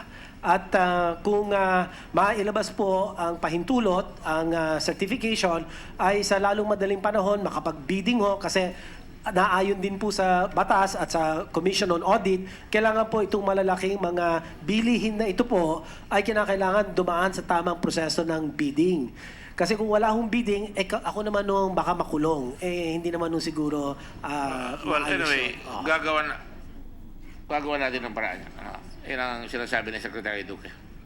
I think if you explain to them now, mahirapan sila i-comprehend pa yung mga kuha ninyo. In fact, we can talk to the telcos to help us na dapat magbigay sila ng load.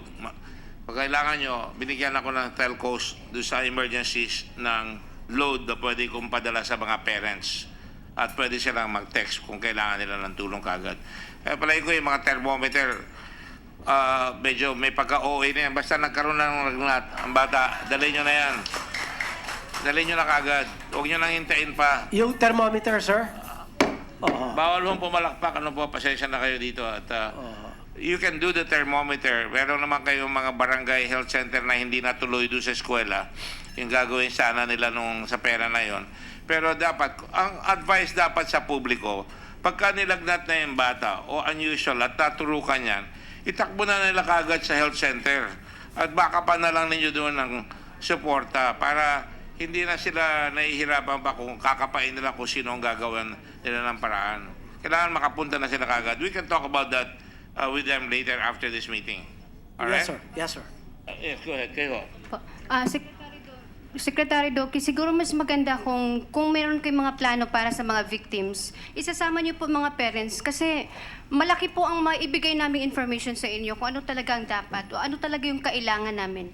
Oo, sige po. Ito na nga ho. Pagka nagpulong humuli ang DOH at ang Red Cross at ang mga iba pa hong multi-stakeholders ay amin hong kikilalanin kung sino ho sa mga grupo ninyo o leaders ang amin pong aanyayahan sa susunod na meetings po namin. Tsaka Secretary Doki, kung mag-hard kayo ng ibang tao, pwede niyo pong i-involve ang mga parents. Willing po kaming tumulong.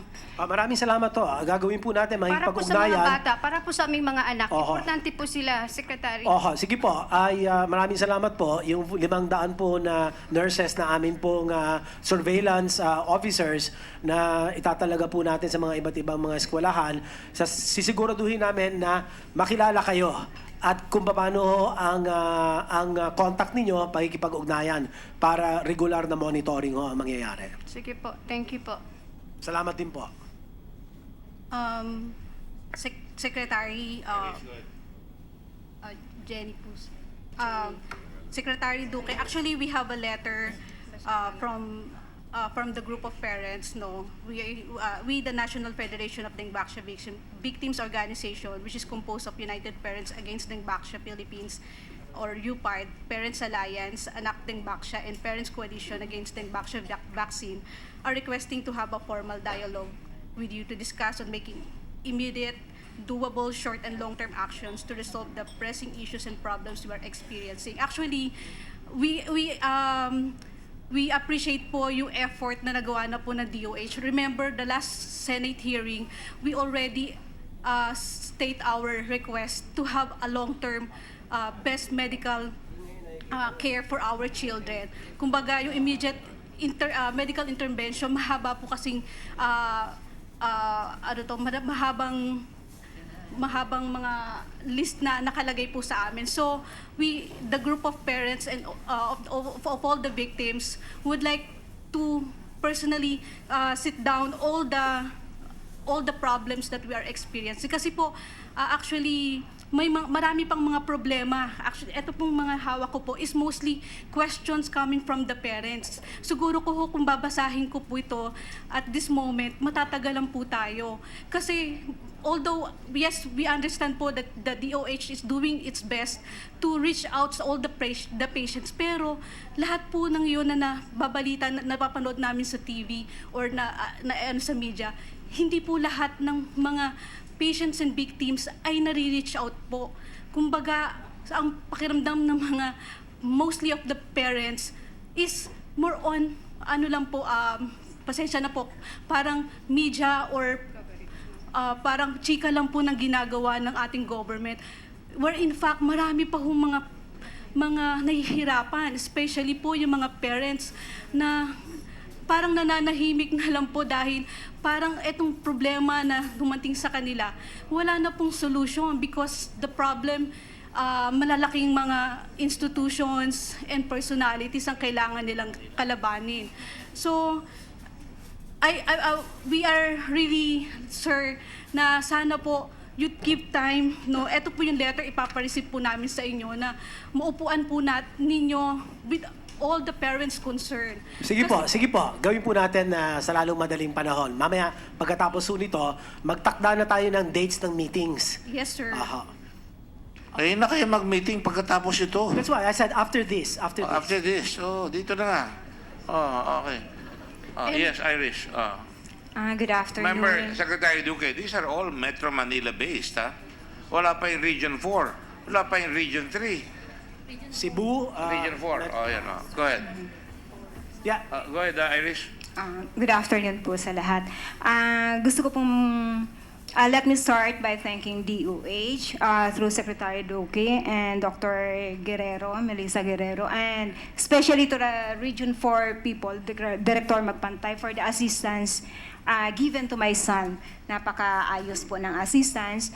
Although, in behalf of other parents, gusto ko rin pong manawagan ng, pasensya na po, pero ito kasi ang totoo, totoong monitoring on the ground.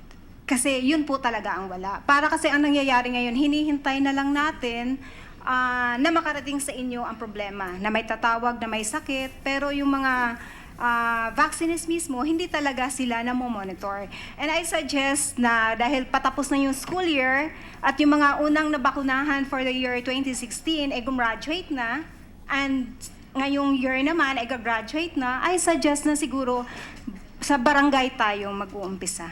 Doon talaga ang pinaka-effective. Maraming salamat to, Inay. Ang kasama po yan sa trabaho ng atin 500 na mga nurses na ikakalat po natin sa mga paaralan, makikipag-ugnayan sa Department of Education. Oo, sa barangay po, Doc. Kasi sa DepEd, wala na tayong chance doon, gagraduate na yung mga bata. So, sa barangay, ilalagay na lang po natin sa barangay. Opo. Then sa ano naman po, isa pa pong gusto ko lang ding iparating na sa yung mga health workers po natin, sana po mapakiusapan. Kasi napakasakit bilang yung sa mga magulang. Although sa akin hindi nangyayari yon dahil siguro marunong ako makipaglaban para sa karapatan ng anak ko, pero sa ibang mga bata. Kasi madaling sabihin ng mga doctors na, hindi dengue yan. Sa mga forum na ginagawa ng DOH, sinasabi nila na walang masama na epekto ang bakuna. Hindi sana tayo maging conclusive. Kasi alam naman natin lahat ngayon, wala pang kasiguraduhan eh. Yung mga sinasabing namatay, parating sinasabi na walang kinalaman ang Dengvaxia. May nakakapagsabi na ba ngayon, sa puntong ito na wala talagang kinalaman. Kami hindi namin ipagpilitan na ito ay may kinalaman kasi under investigation pa. So sana ang DOH din ay hindi rin ipagpilitan na ito ay wala talagang kinalaman. Kasi pareho lang tayo eh. Pareho tayong wala pang kasiguraduhan. At saka, yung mga taong tumutulong sa mga magulang, sana wag naman silang i-humiliate. Kasi sila lang yung pinagkukunan namin ng lakas. Pwede hong ibigay niyo sa akin kung anong tanggapan o anong ospital para nang sa ganon matukoy din namin at makausap, mapaimbestigahan sila at magawaan ng remedyo o ng solusyon kung may mga kakaibang kaugalian ang ipinakikita o asal, sabihin niyo po sa amin para nang sa ganon mapatawag namin at sila ay mapagsabihan po natin. Actually, ano pong ospital, ano po kung makuha yung pangalan, ay napaka-importante ho ng inyong feedback at makakatulong po ito sa pagpapaigin ng ating sistema. Actually, medyo mahirap yan kung isa-isa. Pero si Dr. Melissa, alam ko po na nakakabasa kayo dun sa mga groups nila, sa mga messages. Nandun po, nakikita po niyo po yun sa mga comments ng parents, dun sa mga forum na ginagawa nila.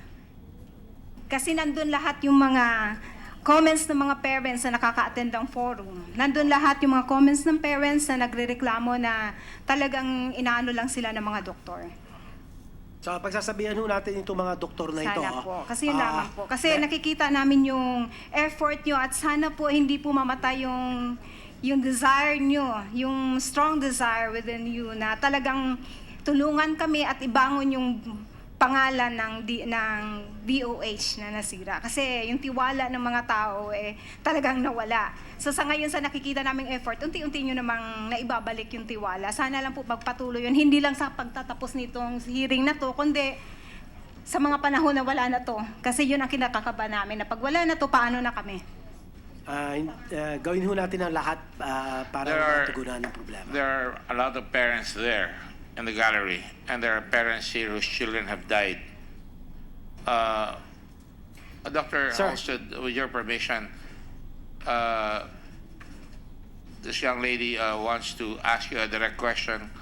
I probably know the answer to it, but he just wants you to lend your ears to her. Go ahead. Dr. Halstead, good afternoon po. Thank you for coming here in the Philippines. National Federation of Dengvaxia Victims Organization would like to ask you a question. Is there any possibility that the antidote or lunas for Dengvaxia is possible?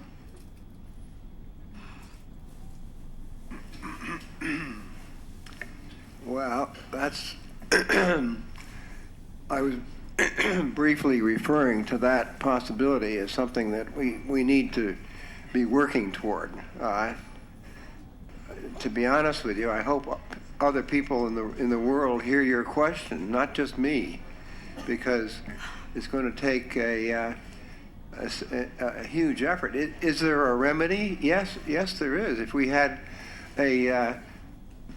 one of the vaccines that I was mentioning, and if it was available for use, it's one thing to have a vaccine, it's another thing to have it licensed and available for use.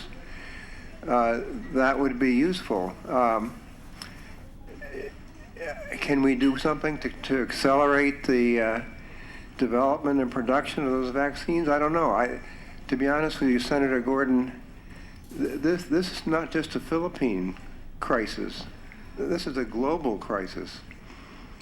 Dengue is in 110 countries, involving 3 to 4 billion people. It's a huge problem around the world, and we're stuck because we don't have enough resources, we don't have enough people, we have enough money being directed at trying to solve the problems.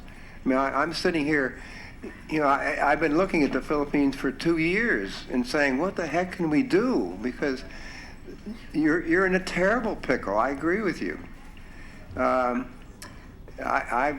Before I came here, I wrote I have a very close Thai colleague who's been in the process of developing a vaccine for years, and it's sort of stuck. He's got it up to the a Japanese pharmaceutical company, but they've got this step and that step, and the Sanofi people could tell you how many steps there are. But if we could mobilize the opinion of the world, not just the mothers, but the mothers of the world, maybe we could move. Because I agree with you. We owe the Philippine people an answer, and I hope we could do something. Thank you. I think there are two parts to your answer, sir. One was the booster. Were you referring to the booster to handle the effects of? Yeah, we need it's not. I'm sorry to say, it's not a Sanofi booster. It's got to be a completely different vaccine. That's what she was asking. Yeah. An antidote. Yeah. And of course, the other one was referring to the dengue problem throughout the whole world. Is that correct, sir? Well, exactly, because this is the need for a dengue vaccine is not just here in the Philippines. That's correct. It's everywhere. Yeah. But I think there should be some give insofar as the booster shot is concerned. If there is such a thing, I think that's where. Well, I agree with you. I'd be happy to discuss this offline with anybody, because we've really got to do something here. We can't do it here in this room. We got to get outside this room and make things happen. But I agree with you completely. I mean, to me, it's incredibly frustrating to think that the parents in the Philippines have got to sit around year after year after year worrying about their children. That's not fair. So we got to do something. And I think we ought to lend our ears to what Dr. Halston has been saying. And you said that on our first hearing, if I remember correctly, you said that this could last for the next 30 years. You said that, I remember. Dr. Duque, do you remember that? I think I probably just seconded the statement of Dr. Lansang, who said this could be in for the long haul. Which is what Dr. Dan said on the fourth situation, where because of this, the people that were given the shot will be under threat for the next 30, 40, 50, for the rest of their lives. Yeah. For the rest of their lives. For those who were initially seronegatives. And that is why I am very, very strong in my position and my conviction that we ought to use that money right away. And if we could provide the data for that, we could actually push it in Congress, not for any bureaucrat to use, but to be able to make sure that we can take action on the planes of these folks. I can appreciate where Irish coming from. Our people we have a lot of people who work in hospitals. Sa PGH, hirap na hirap yung mga tao dyan. sa mga public hospital, hirap na hirap yung mga tao dyan. And when people come over there, everybody thinks that there is just an emergency, and rightly so.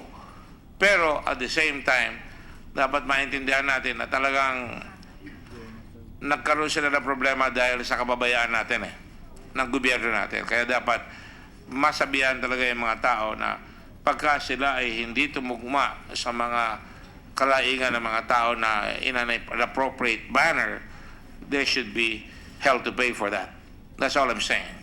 And I think that's why we should talk right away and find a way to make sure na makakalapit itong mga tao at any time sa inyo or sa sino mang dinedesignate nyo or the Red Cross. Yan ang sinasabi ko. Kaya nga, from the very beginning, we have been working on this with you because na-realize ko yung problema nila. Now, I have a lot of other people here. Kita niyo may mga... Sir, just very quickly, gusto ko rin hong ibahagi sa atin pong, lalo-lalo na ang ating pong mga magulang na namatayan. Meron po akong sulat kay Pangulong Duterte. Bibigyan ko din po kayo ng kopya para nang sa ganun ho, malaman ninyo kung ano po yung tulong na ating pong hinihingi. Ako na po ang kumakatawan sa inyo kahit na hindi po ninyo alam, ako na po ang mismong nagsusulat kay Pangulong Duterte para ho mabigyan ng assistance o tulong pinansyal hanggat sa maaari po. Kaya bibigyan ko kayo ng kopya din para lang po sa inyong kaalaman.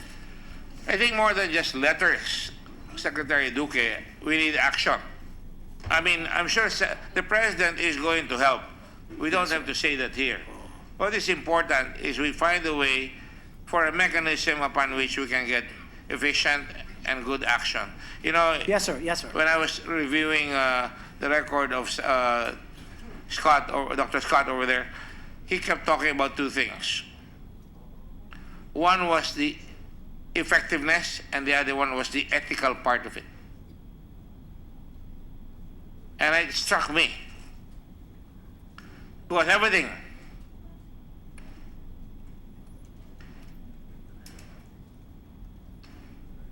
It's about the effectiveness and the ethics. It's ethical on our part. It's duty on our part to make sure na yung pagkakamali na yan ay masundan natin ng tama. That's why I'm very demanding. Dapat mag-meeting na tayo kagad. Because after this, wala nang hearing sa Dengvaxia, baka mapabayaan itong mga tao ito, it would really be bad. And I'm glad that they have organized themselves. I can see that even I am affected by this. And I've been in the Red Cross for so long, I've seen so much suffering. But this one is self-inflicted by our government. So it's important that we act on it post-haste. Now, there are people here, and let's not go into platitudes anymore. We have letters or we have commitments. The President will help. We need the action right away on the law. We need the procedures upon which our people can find a way in every region in the country na tinamaan ito para magawa kagad. And you need a point man to do this. I don't think you can do it. You need a point man in the Department of Health to do this right away, a point of contact para magawa yan. And, we'll do that. We'll yeah. identify as soon as this hearing concludes. Now, yung bang mga kayo dyan, kayo ho namatayan, no? Pakita nyo nga lang ho para pakita nyo yung mga...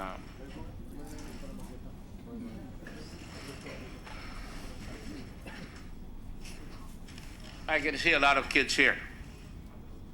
I don't know if they were caused by Dengvaxia.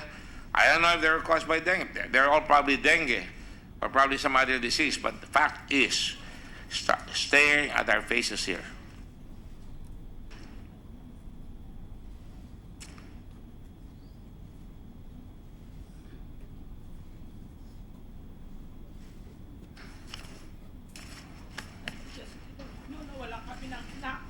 Wala kami ng anak. Alam niyo yun? Masakit sa hanggang yung dalawang anak ko pa. Dalawang anak ko na hindi kan. Bunso to. Yung mga makasakit sa akin. Loko lang, pero hindi nyo nararamdaman namin lahat. I'm sure po nararamdaman nila. Pero ngayon ho, pa-action ho yan, sigurado. Sana nga po. Pa-action po yan. Gagawan ho natin yan. Lahat kami magtutulong-tulong. Okay? I think the message is very clear. Ano yan? Sana mag-request ng psychological program sa mga magulang at saka sa Uy nga. Pwede sana kaming mag-request ng psychological program para dun sa mga magulang at saka dun sa bata kasi hindi lang naman magulang yung affected dito, pati yung mga bata. Nagkakaroon sila ng stress sa nangyayari kasi kahit ilihim namin, nakikita nila sa TV yung wag silang matakot.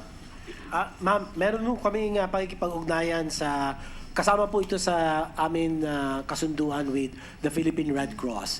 Yung pong psychosocial services or psychosocial debriefing kung tawagin, binubuo na po ng DOH sa kasalukuyan yung pong mga tao na sila pong amin ilalagay sa mga iba't ibang mga rehiyon at iba-ibang tanggapan po ng DOH at saka ng Red Cross. At ang amin pong psychosocial services ay konting panahon pa ho at mailalabas na ho natin ito. Kasi nga po, for the first time ho nangyari ito sa buong kasaysayan ng atin pong Philippine Public Health System na ganito po kalawak, ito pong nangyaring ito. At ako na po ang unang magsasabi sa inyo na talagang hindi po namin ito napaghandaan. Sa totoo lang po, ayaw ko naman pong magsinungaling sa inyo, talaga pong kakaiba itong karanasan na ito. Kanya nga po, mayat-maya, kami po ay natututo mayat-maya po sa mga ulat na amin pong natatanggap mula po sa mga katulad ninyong mga magulang. Kaya ako po ay laging nakikiusap na kung hanggat sa maaari, bigyan nyo kami ng konti pa hong pasensya. At hindi po... Secretary Duque, last na po ito, verification lang po doon sa lab test na binibigay nyo po. Kasi may nagre-reklamo, yung MRI ba at CT scan ay hindi sakop doon sa pre-lab test na ginagawa nyo para sa Inay, Sumachen, yung Yes po. Dr. Who kasi, sila naman po ang magsasabi po, magbibigay ng advice kung kinakailangan po.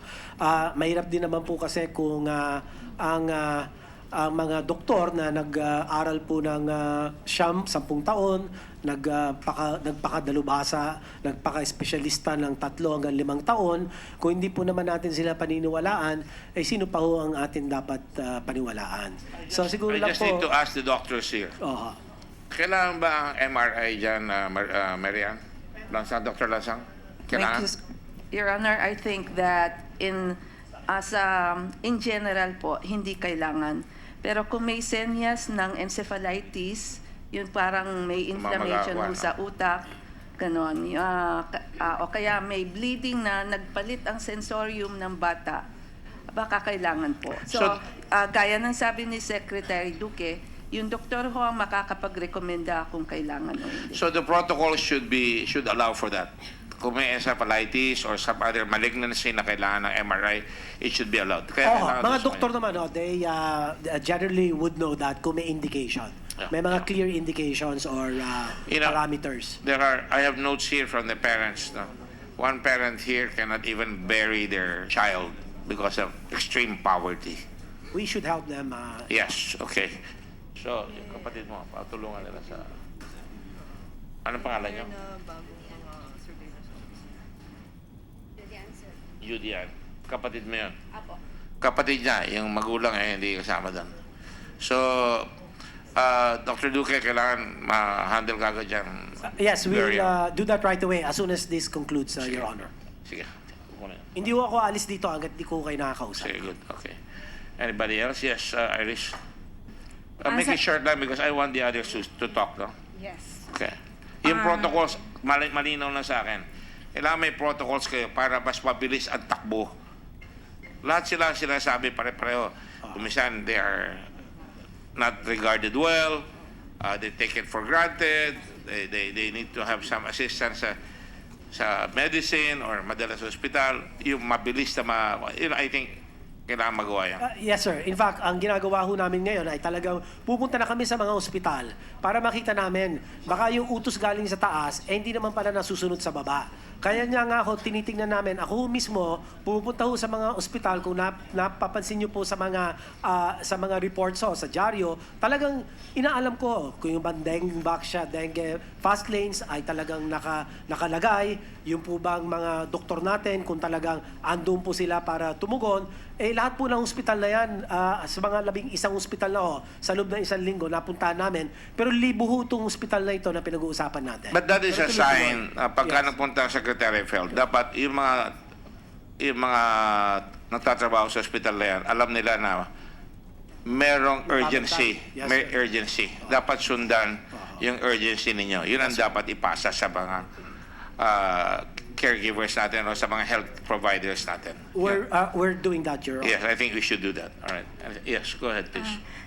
Lastly, gusto kong manawagan sa Congress kasi siguro nanonood sila ngayon na sana tulungan natin ang DOH, bigyan ng tool para magawa na nila yung totoong assistance para sa amin.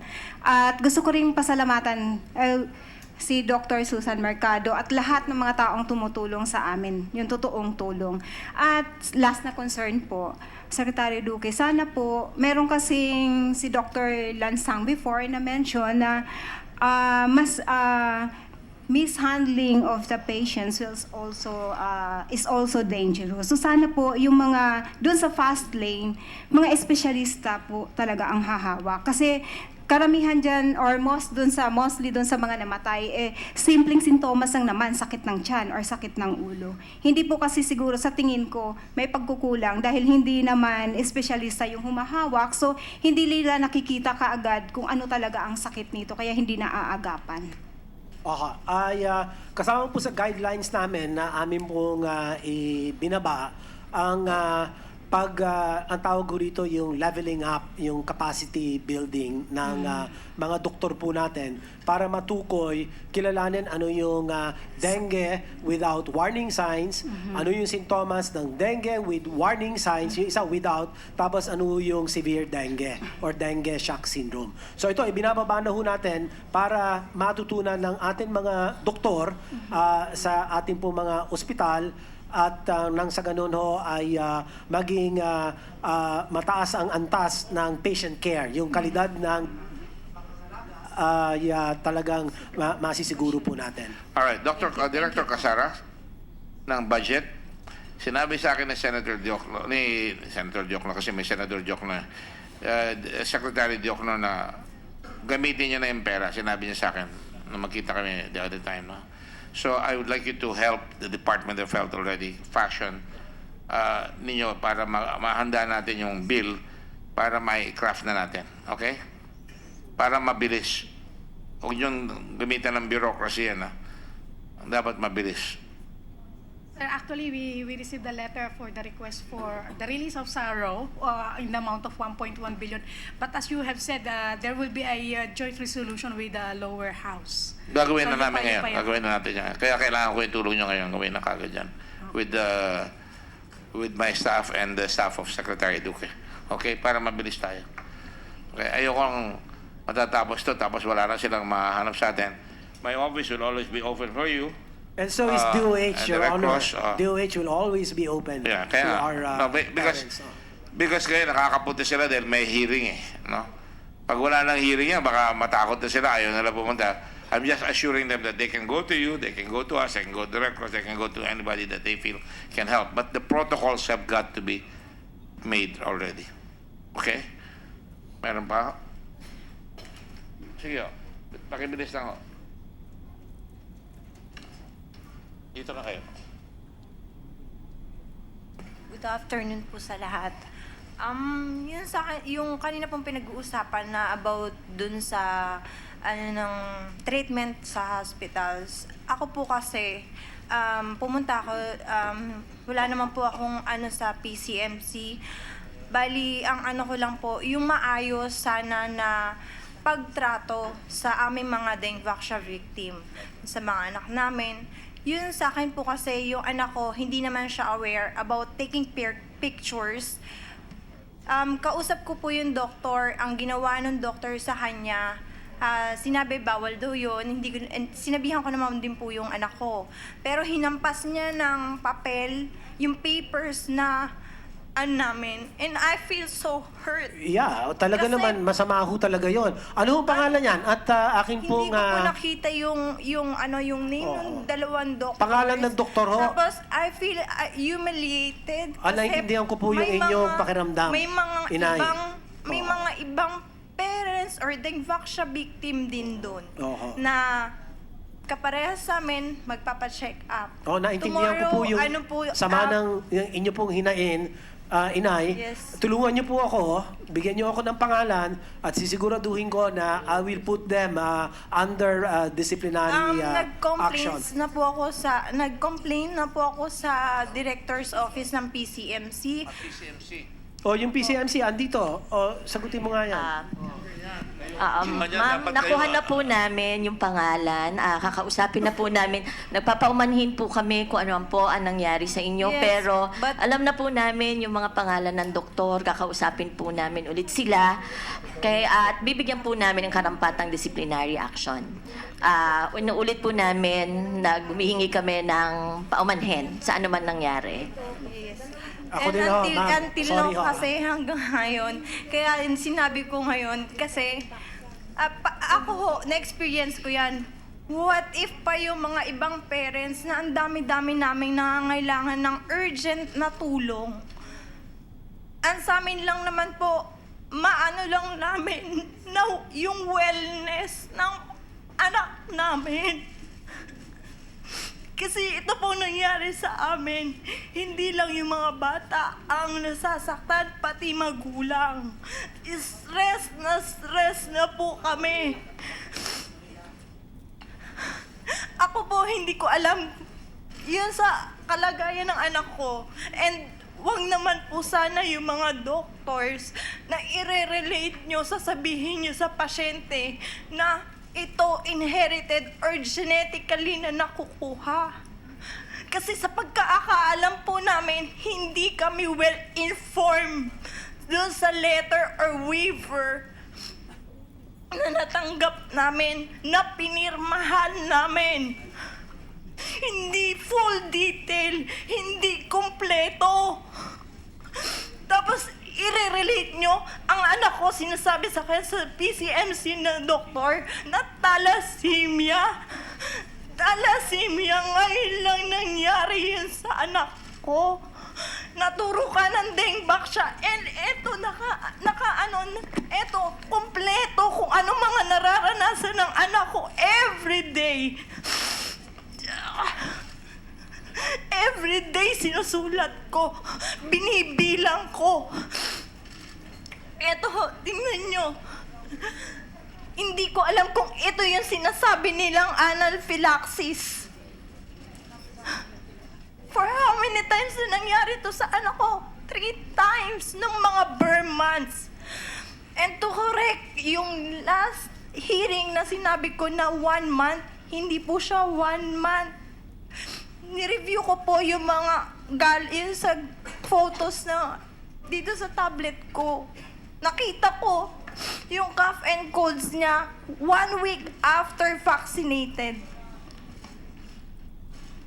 In September, nung nalagnatin siya, 39.2 degrees Celsius. Hindi ko alam kasi walang nakalagay, hindi in full detail or hindi kompleto yung detalye sa waiver na pinirmahan ko sa consent na ino ko. Inay, Yung sa anak ko po. Asikasuin ho natin yung anak ninyo at ang yung pong waiver na sinasabi ninyo, ito po yung kakulangan nung dati pong nagpatupad nitong programang ito. Ngunit ay nakalipas na ho yan at balak ho natin na ayusin po natin ito. Pero para po naman sa kaalaman ng lahat, ay tinigil na po natin yung pagbabakuna. Number one. Number two, yung pong pangangalaga sa kalusugan ng 837,000 children ay talagang yun po ay isang malaking hamon na sinusolusyonan po ng inyong Department of Health. At kanina po, nabanggit ninyo na ang PCMC mukhang okay naman yata yung pangangalaga. Yung nga lang, nasaktan kayo dahil dun sa sinabi nung isang doktor na nagpipicture taking yung anak ninyo ay nahampas, iba naman ho ito. Talagang masamang-masama naman ho yung ganun asal. Hindi ho yan asal ng isang lingkod bayan. At ating pong sisiguraduhin na makatanggap po sila ng nararapat na disciplinary action. Last na po sa UPAD. Secretary Doki, pupunta po kayo kay President Duterte po. I-follow up ko po itong mga sulat ko sa kanila. Pwede po bang pakisama na rin dyan na kailangan namin mga magulang ang justice? Kaya gusto namin may mananagot dito. Talaga hong we will make sure that the ends of justice are served. At kailangan po kung sino yung mananagot, talagang kailangan pong sila ay managot at para ho yung hustisyang hinihingi po natin para sa mga magulang at lalong-lalo na po sa mga batang, sa mga pamilyang namatayan, ay sisiguro din po natin na ang hustisya po ay... Thank you po. Aasahan po namin lahat yan. Sige po, Secretary Doki. Inay. Dr. Scott will meet with the parents after this. No? Is that correct, Dr. Scott? Thank you very much. We'll join them, Your Honor. And Secretary Duque, I have to vacate. This is the people's hall. Kaya pinababa ko kayo dito para masabi niyo lahat yung dapat sabihin. No? Sa inyo ito eh. So, tinatanong tayo dito, will there be justice?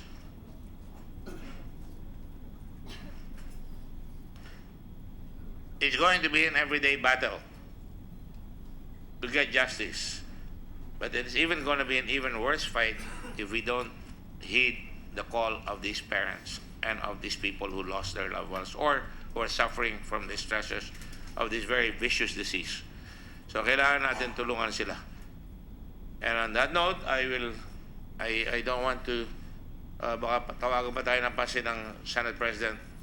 I will conclude the hearings on Dengvaxia with the assurance that you can always see the Secretary of Health, certainly this representation ng committee ko. It will always be open sa inyo. And of course, the Red Cross, kaya inarapat ko na mag-meeting na ang Red Cross saka ang PhilHealth para tuloy-tuloy yan, ang Secretary of Health, para sa ganun mapagpatuloy natin itong mga bagay na ito. We will submit a report right away, and I'd like to thank all our panelists here. It's been a very, very heartrending, very exasperating, very frustrating, very difficult time for the Blue Ribbon. Sunod-sunod ang aming investigasyon. Pero hindi kami susuko dito. We will continue seeking what is correct for our people and what is right for our people. And on that note,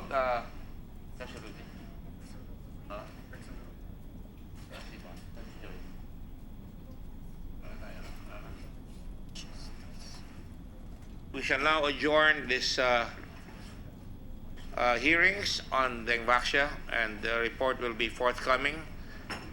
And you can be assured, I think you know already, that this will be a hard-hitting report. With the end in view that this sad part of our history will never be repeated again, by the very sentinel, by the very guardians of our health, the Department of Health. We cannot allow this to happen again. And we must rely on good science and rely on our strong faith in each other to be able to make sure that we do no harm to our people and that we give them the necessary services, health services that must be forthcoming. Thank you all very much for coming. I hereby adjourn these hearings of the Committee on Blue Ribbon or accountability of public officers. Thank you all. Bigyan mo na kami kay Secretary.